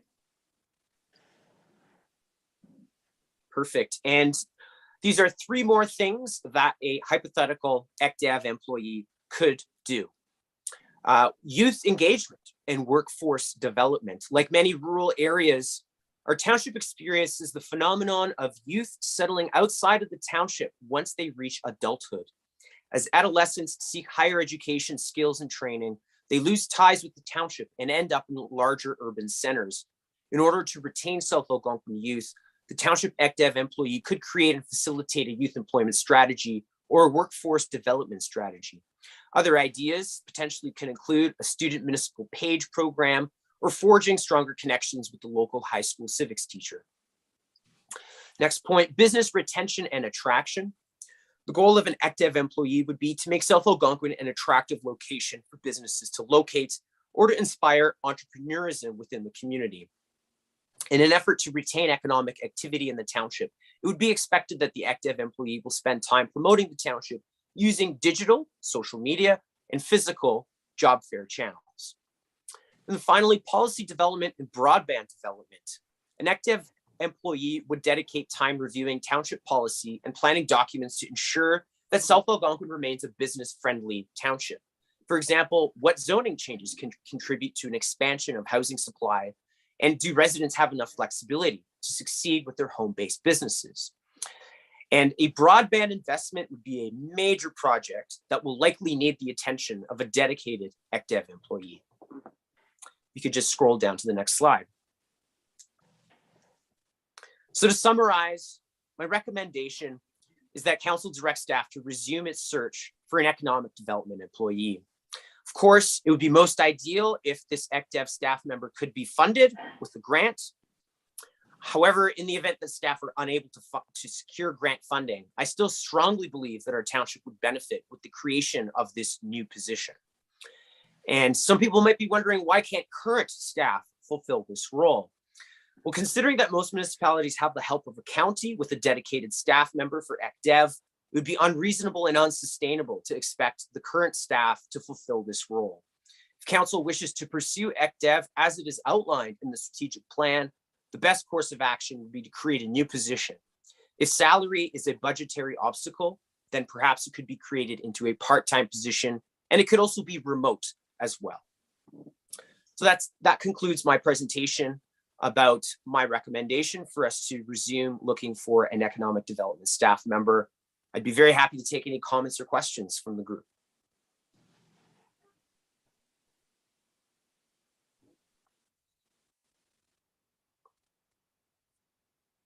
And this would be a very brand new initiative. This is a brand new committee, and all of the ideas that we're discussing here today are historically, they're not things that the township has gotten active in. And what I am proposing, like all of these ideas, really the theme of them is for us to increase our active role with economic development initiatives. But if we don't have any questions or comments about this, then we can head over to the next point, which is the Whitney Village Market. So even before I was elected to council, I was involved with the local Whitney Village Market. It occurred on weekends. They tried it on Saturdays, they tried it on Sundays, so it's always the weekend. And it's historically always been taking place at Leary Lake Memorial Park. There's no village market board. It's very, very informal. I've taken initiative in the past to organize the market. Again, I'm using that word organize very, very loosely. It's a very casual affair. Nobody pays to participate with it. However, the one official thing that does happen is that we have to register the market with the health department, and I intend to again volunteer my time to liaison with the health department and also with the vendors that wish to participate, just so that it's registered officially and properly, and so that all of our ducks are in a row. So this document here simply, I'm sure everybody here has read it. It simply reviews the all of the important items for farmers markets in Ontario to be aware of.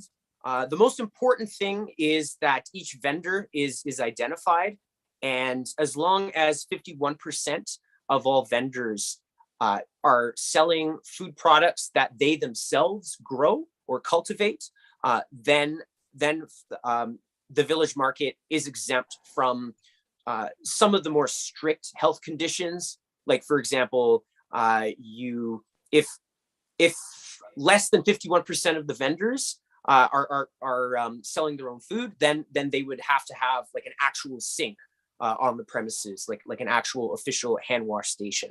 Although as long as most of the vendors identify as farmers making their own food, then they would be allowed to have simply just a wash basin, and that's just a small example of the kind of leniency that the health department does permit if more than 51% of the vendors are farmers growing their own food. So I'm not sure if how much needs to be discussed about the village market here. However, I don't know if even for the May meeting, whether we need a resolution to say that it's okay for us to continue allowing this village market to participate at Galleri Lake Memorial Park. However, I felt it important just to be very transparent about this, so that the market can continue operating safely, because I think it is very important to the local economic development of the area. So I don't know if there's any comments or questions from anybody in the audience. I see Mayor Duma, you can go first. And then after that, Councillor Collins. As you know, I am the township representative on the Renfrew County and District Board of Health. So I was looking at their criteria, and I'd like to know how you define a farmer, because 51% of farmers, when I was looking at the Ontario farmers market criteria, were people that actually had a farm. And I don't know of 51, I don't know. I mean, if you have 3 people or 4 people or 10 people at your farmer's market, how many of them qualify as having a farm and are providing farm produce? I think before the township gets involved in this village market, I think we just have the public health representatives come to council and talk about this and let us know what the definition of a farmer is. I saw the need for hand washing sinks there and outdoor facilities, etc. It's not just something that you call people and get them together on a weekend and put up tables and sell to the public. There are huge consequences, as we all know, and you as well, for food that's tainted or consequences. And I'm very, very leery of having the township's name tied to something that council has not heard all the ins and outs from an expert in village markets. So those are my comments. I certainly would not support any kind of resolution until public health has come to council and informed us as to what a safe market is in a township. Thank you. Mm-hmm. Thank you for that. Councillor Collins, did you have your hand up earlier? I did, and I actually, all that Mayor Dumas has said, I'm fully in favour of. I was being very much more basic with this. Every farmer's market that I've ever attended since being here in Canada or in Ontario, there has been a parking issue. Where do people park? Where do the vehicles get parked? Everybody wants to be as close to the actual stalls and the vendors as possible, and it becomes a bit of a zoo. So I think if we are going to plan to have this on Galleri Lake Memorial Park, we need to make sure that we have dedicated parking areas laid out, and even someone directing parking, because otherwise I think this can be a real potential nightmare with visitors coming in from the park and along Highway 60, etc. We do have parking area over at the rink and over at the community centre. But obviously that is not seen from Highway 60, and the market would be good off of Highway 60 directly. But I do believe parking needs to be brought into this whole this whole development. Really importantly, we can't have people parking by the Algonquins area and just wandering across Highway 60, as I know they have done in the past as well. So just something to bear in mind, so that parking becomes a smooth an area and not a complete zoo, churning up all the grass and making a whole mess of everything. So just to bear in mind, and I'm not negative at all, I just think it needs to be taken care of. Mm-hmm. Thank you. Absolutely. Just to respond to Mayor Dumas's question about what defines a farmer, as far as I know, based on what I've read, and I could be wrong, but basically if the person grew that product rather than bought it at the store. So say, for example, if I grow tomatoes, my own tomatoes, and I can them in my jars, that I would qualify as a farmer in that case. But if I bought the blueberries or the tomatoes at a store, then I would not be classified as a farmer. It's very lenient, for the lack of a better word. It's pretty lenient overall. And I think the part of the reason is to allow the flexibility for local rural residents to still engage in these economic activities at village markets like this. And with Councillor Collins, just responding to your question and concern about parking, Galleri Lake Memorial Park is actually such a good location. In all of the times that I've been there, parking has never been an issue. They have parking spots, various parking spots. I mean, you could park, I don't know, maybe 3 or 4 18-wheelers there in that spot. And there's also parking along Galleri Lake Road as well. And in the past, I've never felt like it was out of control or anything like a zoo. However, I think they are all legitimate concerns. Overall, I think that location is actually very ideal for a market like this. It's very accessible from Highway 60. It does have parking. And on top of that, it's got a phenomenal green space there. Not to mention, it has that covered gazebo area. So even in inclement weather, market vendors are still able to set up. And then of course you have the beautiful view of Galleri Lake from that park too. So it is quite a really, really beautiful scene on those nice days when the market is running. I suppose my question to the committee is, well, number one, are we going to continue allowing this casual village market to continue?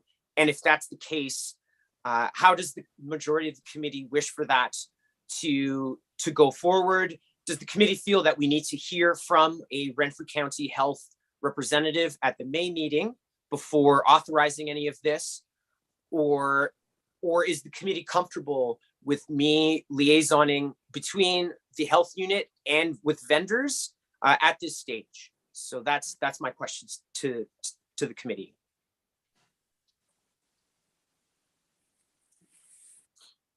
Or is it too risky to continue it all together? That's of course another option too as well. I think if I may, please. I think I will not support anything unless we give staff direction to make the contact with Renfrew County and District to come and tell us the risk as a municipality endorsing that. And sure. I don't say I don't want it to go forward, but I want to know it's done safely and properly. Absolutely. I think that's extremely reasonable. After all, we want to make sure that our liabilities are covered, and that if this is approved again, then it's done properly. Councillor Florence, I think I saw your hand up. Please go ahead. Yes, I'm just curious. I've never attended the event. I'm curious as what percentage of the sellers are selling produce as opposed to crafts? That's a great question. I could tell you last year, I mean, it was a pandemic year, so it's hard to say. We had 2 vendors that were selling home goods and then 1 vendor that was selling crafts. And it was a very, last year's market, maybe three or 4 weekends, very, very scattered throughout the warm months, where there were any vendors set up. Thinking back to 2019 and 2018 and 2017 in the pre-pandemic time, it was, I don't have the stats on me, but it's very near that 51% mark with crafters versus farmers. It's very close to that.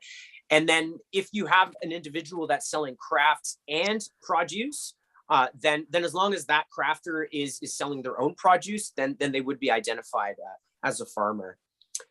And all of these stalls are owned and operated by residents of the township?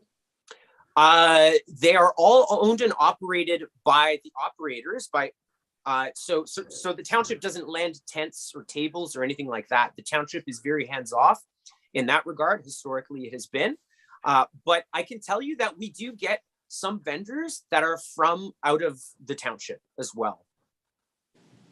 Okay, And that bothers me a bit, because the local vendors like the Fresh Mart pays taxes and they sell product. And if we're allowing somebody else to come in and compete with them without paying any taxes to the township, I'm not so much against that if it's a local person selling some of their excess product. I am opposed to having vendors that are like from Pembroke or someplace come in and set up a farmer's market on a public corner and selling their wares. I don't think it's fair. Mm-hmm. No, you raised an excellent point.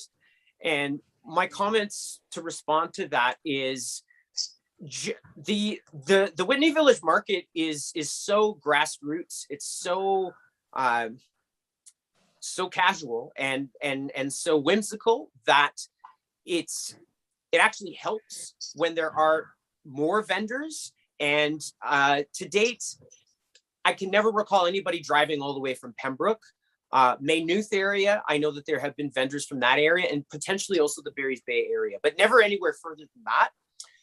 And what it has done in the past is actually enhanced the experience, because ultimately the more vendors you have, it just makes it feel a little bit more active. It makes it feel more busy. Now, if it was turning into a situation where we have vendors from way beyond the borders and it's becoming congested in a way that concerns us from a liability perspective for various different reasons, then I think at that point we would have to formalize the market more and perhaps maybe expect for there to be some sort of a board created, just so that we have those extra assurances that we're not exposing ourselves to liability in the fact that we have people from like way beyond the township coming in participating. Now, with regards to your comment about, you're right. I mean, and that has come up as a concern before. You've got the Fresh Mart that is selling produce and jarred things, and hey, you can also buy souvenirs at the Fresh Mart as well. How is it fair that these vendors are allowed to facilitate this village market tax-free? That really comes down to a philosophical decision for us as a council. I think it's comparing apples to oranges.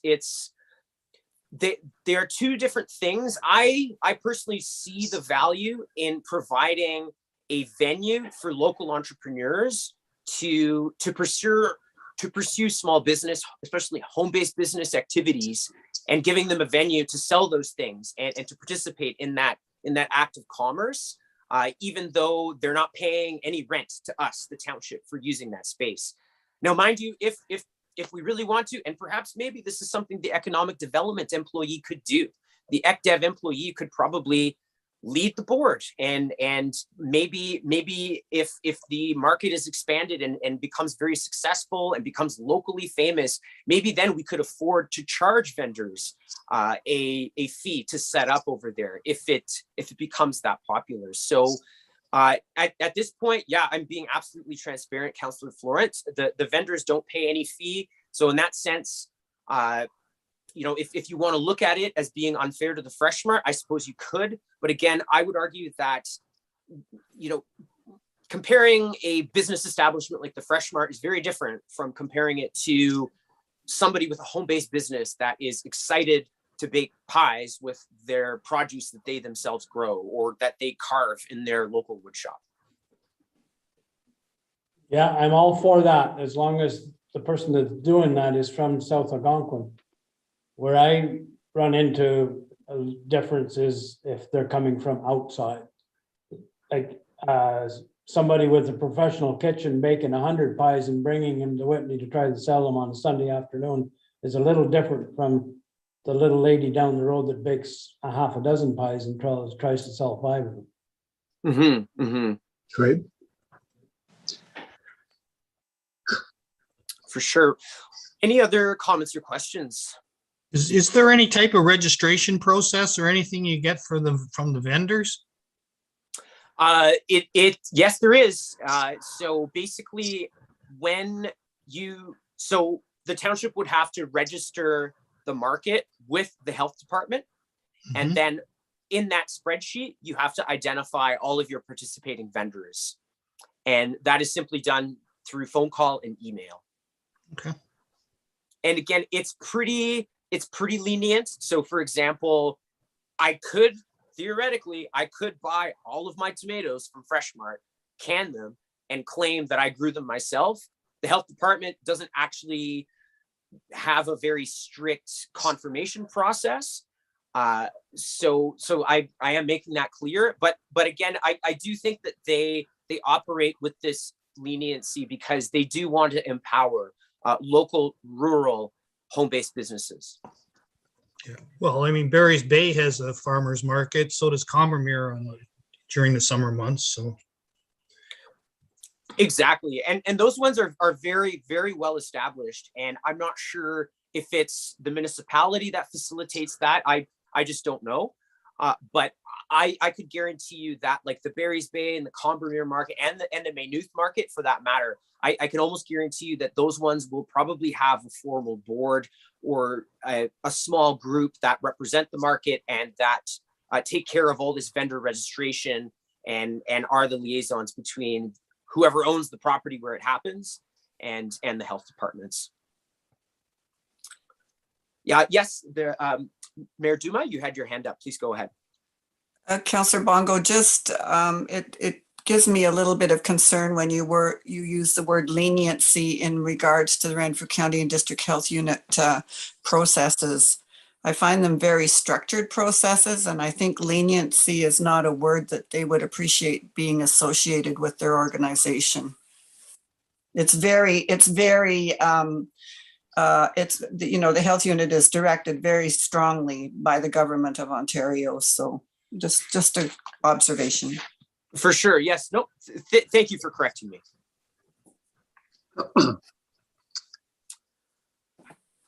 All right. So again, just before we move on to the next point here, am I getting the sense from the whole of the committee that we need to have a health unit representative speak at the next council meeting to review this information? Is that the consensus before myself or somebody else starts the ball rolling with contacting vendors and contacting the health department? I would appreciate that. I would appreciate that. I don't think it's as relevant with raw produce. I think it's when we get into the realms of pie baking and jam making and bottling, etc., etc. I think the selling of raw produce or excess produce, if you've grown green beans, for example, and then you have a glass of them, I think that's a very different situation from a health perspective, as if you're processing or making cakes or or stuff that is obviously cooked within a kitchen environment. So I would like to know how the health authority, what their legislation is there. Yep. Great. Councillor Bongo, may I just suggest that we ask Brian to make the contact with the Renfrew County and District Health Unit and just explain our situation and see what they would recommend that we do, if they would like to come to a meeting? Absolutely. Yeah. No, I am 100% behind getting our senior management team to get in touch with the health department to coordinate this delegation. I think that would be great.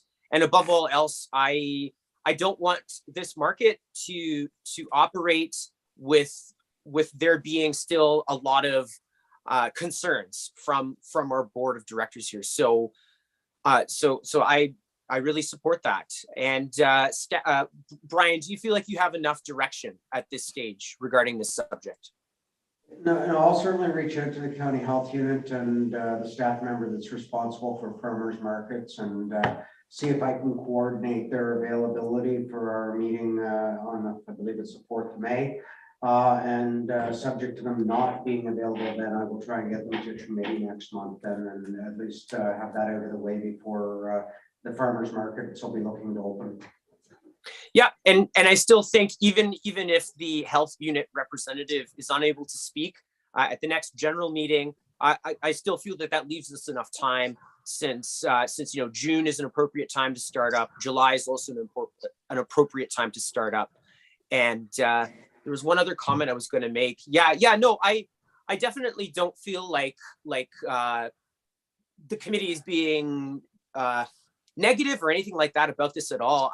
I think that the more that we formalize this village market, I think that'll be the better for it. And I think that the more we formalize it through these steps, I think that could lead to greater success in the end, and for the ability for the market to grow even more. So awesome. All right. Unless there's anybody else that wants to throw up their hand, we'll consider this subject thoroughly discussed. And I don't see any hands. So let's jump into the next point here. We've got zoning and official plan review.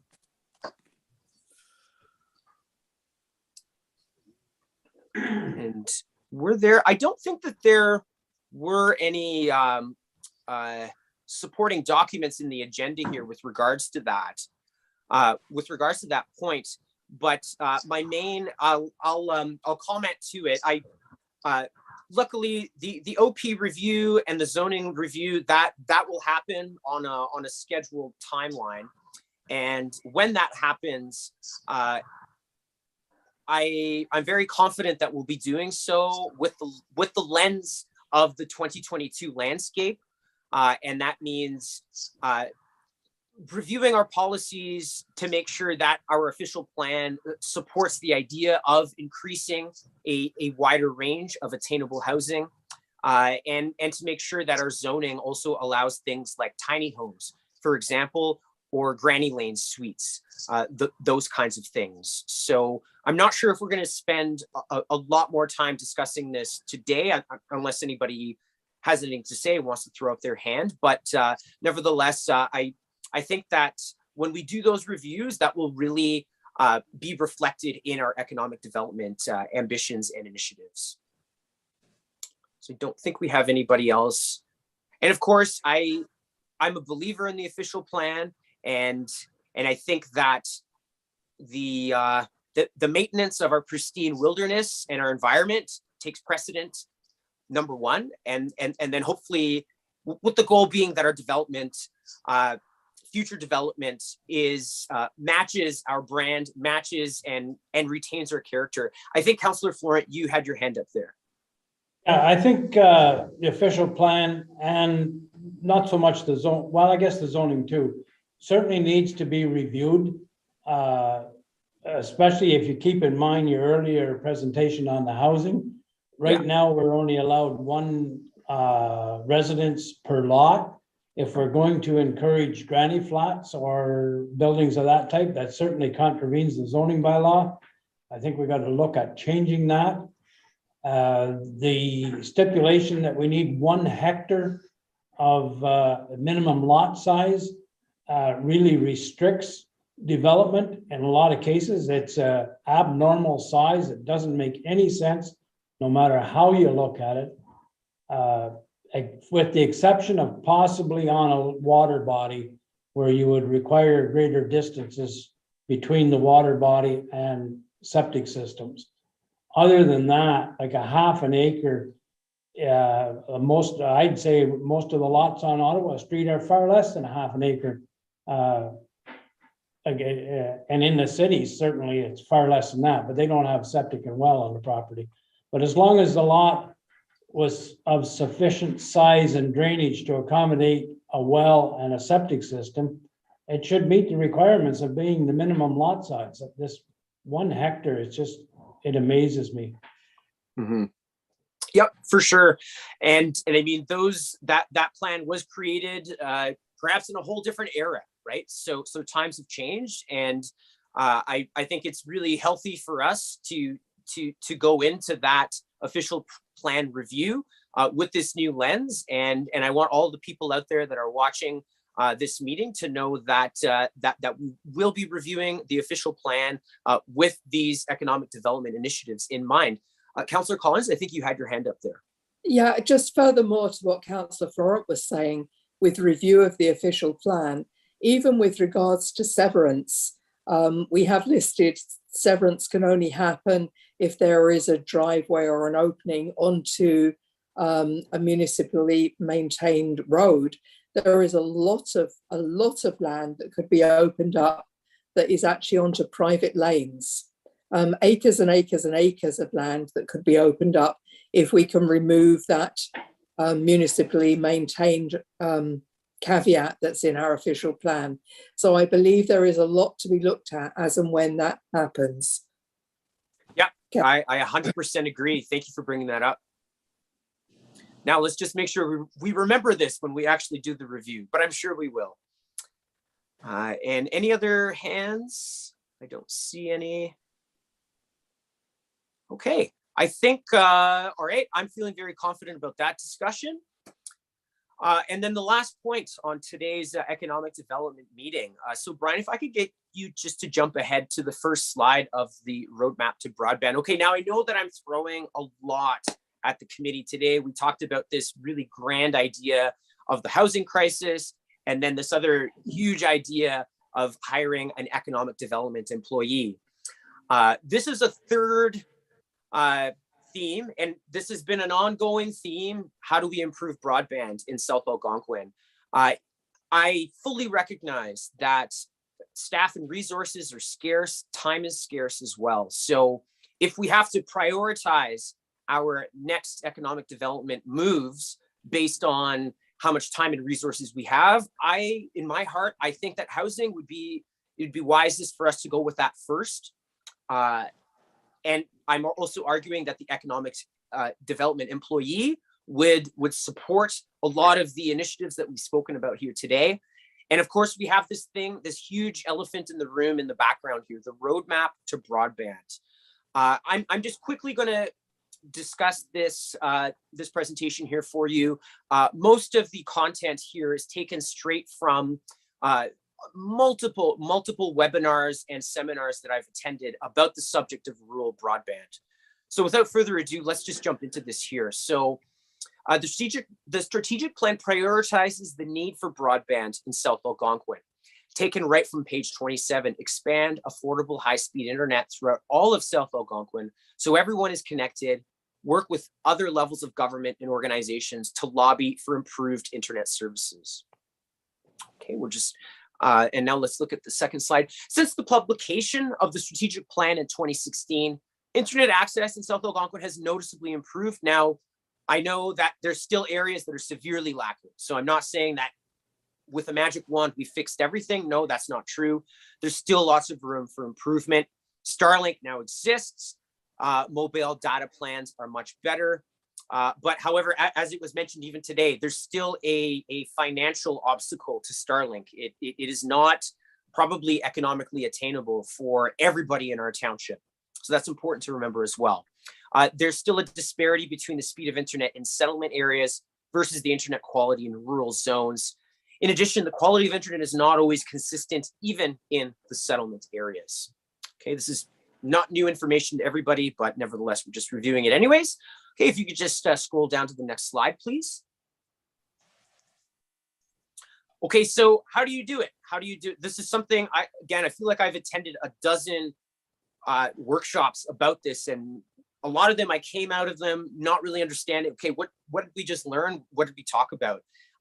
So here, these are the steps that I've come to realize after all of the professional development education that I've attended. So if we're actually serious about solving the broadband issue here, this is how it works. Number one, you hire a consultant, hire a professional broadband consulting company. Roma's suggestions of Sengen and Rock Networks are Canadian companies that specialize in this for rural areas. Number two, the consulting company begins with a needs study to assess which geographic areas of the township require internet access. So, for example, we, as it's been said many times, only 20% of our land is developable. So, of course, that would negate having to install broadband networks in the crown land zones, right? We want to focus on where people are actually going to be living first. Step three, a site study. After identifying the areas that the municipality requires internet coverage, the consultant company will then study the geography of the township. Things like elevation and heavily forested areas can interfere with signals. But on the flip side, the internet companies could take advantage of more hilly areas where they can more appropriately install antennas in those areas. Step four, finance. And that's the big question. So the consultant can suggest finance options and assist with funding applications.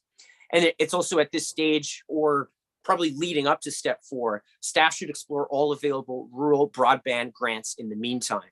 And because of the advent of COVID-19 and because of all the lobbying that Roma and AMO have done, the provincial government it seems like almost every month there's like a new announcement about some sort of grant funding for broadband investments. And again, I'm going to circle back to my earlier presentation about an economic development employee. That's exactly where I would delegate that person's workload towards, is these internet grants, talking to these internet companies. Okay, step five is the final step, the installation. Once council commits to executing a broadband infrastructure plan as presented by the consulting company, construction begins and the network goes live once it's completed. And to the next slide, please. All right, and these sentences are hugely important. So a township-wide broadband plan is a major intergenerational investment that will not deliver a return on investment in the short term. That's a huge pill to swallow. And then my example here, it's a major financial and logistical commitment, equivalent as if we were investing in another major infrastructure project, like building a whole new highway or a whole new road network, or installing our own electrical grid. So and this is really some of the most useful information that I've gathered from Roma and AMO, is that to stop looking at broadband as a service, it is infrastructure. That's what it is. And of course, as we all know, infrastructure, I mean, it has a huge capital startup costs, and then all of the other costs associated with maintenance and such that go on past the installation date. Due to the persistent lobbying of Roma and AMO and the COVID-19 pandemic, the provincial and federal governments have made a lot of funding available that make it possible for municipalities to invest in broadband networks. The upper two governments will not do this work for us. And it's also not economically feasible for companies such as Rogers, Bell, and TELUS to invest in rural broadband. So we cannot rely on the internet giants either. The roadmap to rural broadband exists. Council needs to commit to hiring a consultant, face the fiscal realities of an infrastructure project of this size and magnitude, and then pull the trigger on putting shovels in the ground. We could just go down to the next slide. And then these are 3 companies that caught my attention. I had a good first impression from the speakers that spoke at the webinars. I'm not saying that any one of these is better than the others, but these are just 3 consultants that that I liked based on a first impression. And there's probably more consulting companies out there. I can almost guarantee you that there are. And if and when we would ever commit to researching a consultant, I would expect our staff to review the whole list, even beyond the ones that I've identified here. Okay, and I think there's just one last slide. So my recommendation is for council to prioritize a housing approach first. If time and resources allow, refer back to the roadmap to broadband and begin making inquiries with broadband consulting companies to begin the process. And of course, as I've already mentioned, we either have the choice of delegating that time for current staff to do this, or if we have the benefit of an ECDEV employee, then that ECDEV employee, a portion of their workload could be committed to taking the first steps in this roadmap to broadband. So that concludes my roadmap to broadband presentation. It's at this point where I would love to hear from the rest of the committee. Okay, I can see Councillor Collins, your hand is up. Please go ahead. Okay, one of our previous councillors actually said something to me that makes an awful lot of sense punching in here. When he is proposing and he is showing a home, people get out of their vehicle with their cell phone, wave it around, see if they've got good service, and some of them don't even view the property if they can't pick up an internet signal or a cell service signal, because it is just totally unlivable for them to be without a cell line or internet that goes along with it. So I believe our housing is linked very much to our availability of what has become a necessity for life, internet connectivity, especially if you're expecting an executive or even someone who is making a few bucks with a sideline on an internet business. They need that service. So I do believe that the two are very, very, very linked. And we're not going to see any development in people purchasing homes or wanting to build or more severances unless we can address this broadband situation. The two are extremely linked. So that's my 2 pence with regards to that. You've identified them as 2 separate, but I do believe that they are very, very linked. Thank you. Yeah, I 100% agree. Yeah, they are definitely linked, and such is the nature of economic development. It really is a spider web of infrastructure, of services, of people, of housing, connectivity. All of these things have a relationship with each other. And yes, you're absolutely correct. While I have identified as housing the first, and I mean, really the only reason why I've said that we should go with housing first, ECDEV employee next, and then broadband. Really the only reason I've done that, well there's 2 reasons. Number one is that yes, the internet is weak I'm not sure what the statistical percentage is. Yes, our internet is lacking. However, we still do have a signal of some kind. People still have some options, but we can't magically like just tomorrow have new houses and apartments. So that's why I would prioritize housing first. Now, mind you, if the whole of committee thinks that, no, you know what, let's totally grab the broadband bull by the horns. Let's just go after the best broadband package that we can deliver for our residents. I would be supportive of that. I totally would. From a strategic standpoint, I think that housing would go first. And really, this is why we have a committee, so that we can make this democratic decision together. What else was I going to say? If time and resources allow, right? If we, let's say if we hired it, hypothetically, let's say in a perfect world, we have an economic development employee in July, and our time, and that employee has so much time in their schedule that they are able to create a housing strategy plan and a broadband plan simultaneously. Bingo. I think that would be phenomenal. That would be great if we could do them both at the same time. That would be the most ideal situation. Really, it all comes back to what is like, how scarce is our staff time and our resources. And really, and I think that this is really the purpose of us having this committee, is that I wholeheartedly believe that we need to take a more active approach to our economic development. We could easily just say, housing, that's up to you, the residents, to build your own homes and apartments. We don't have any part in that. Residents, it's up to you to get Starlink. We're not going to we are not going to participate with any sort of broadband development. We could totally do that. We could totally take that approach. I'm just saying that I think with the way, with the changing trends that we are experiencing, and also based on what the community feedback has been, I think that we really need to step up and take a more active approach. Does anybody else have any comments or questions to add? And above all else, this is just me delivering you this information in a presentation format. And we don't really have an economic development master plan. That's something that I talked about in my presentation about the ECDev employee. An economic development master plan could consolidate all of these various different roadmaps and make them work together. And that's potentially what an employee could do. Because as you have pointed out, Councillor Collins, it's none of these issues operate in a silo. All of them are absolutely connected.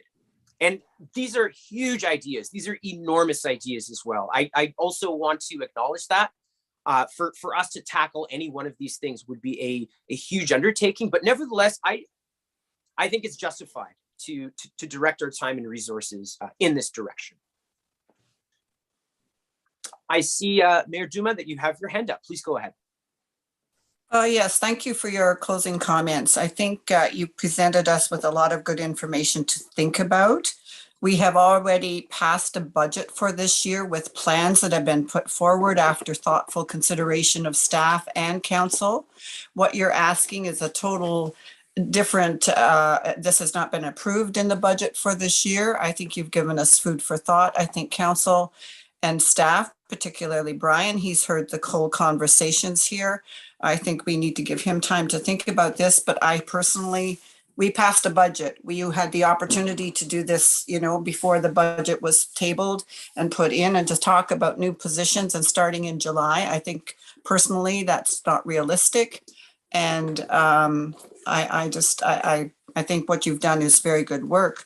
But to think that we're going to now alter the budget, hire a new person and change the plans, you had the opportunity, as I say, to put input into the budget. But I think Brian deserves the opportunity. A lot of stuff has been put at the table here, and I certainly would like to hear his feedback, not at this time. I think we've spent enough time this morning, but what you're suggesting means staff changes, et cetera. And I think that deserves more input from staff as well.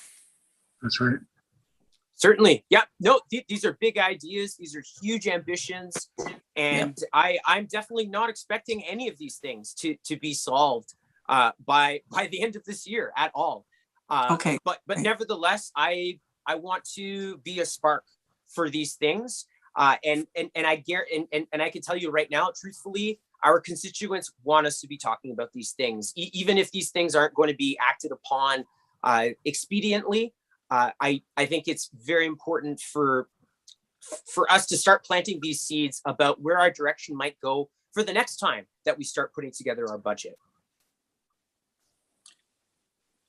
And of course, sorry, go ahead. Just quickly, and we are proud of our geographical area, our land, our what we have here. And economic development is good. And as you say, these are big plans, but they need to be planned within the things that draw people to South Algonquin, the beauty, the areas where you can be alone. Economic development planned within a vision of that kind of community is a good thing. But I think they have to go hand in hand and be appreciated. That's why people come here, because they can get away from the boom and the bust and the noise, etc. So anyway, those are my comments, and I appreciate the opportunity to put them forward. Yeah, absolutely. And I'm 100% behind you. I embrace the official plan because I think it's super important that this township does not lose its wilderness identity. I think that's the most important thing. But we don't want to lose any more schools. We also don't want to lose any more businesses. And we want to have a self-sustaining economy. We don't want to lose the paramedics either. And so this is why we need to be concerned about economic development. And thanks to the leadership of the past in implementing the official plan and the comprehensive zoning bylaw, I have a lot of faith that any sort of developments that take place here will fit in with the brand of South Algonquin, that will fit in within the landscape, retain the wilderness of the area, but improve our quality of living.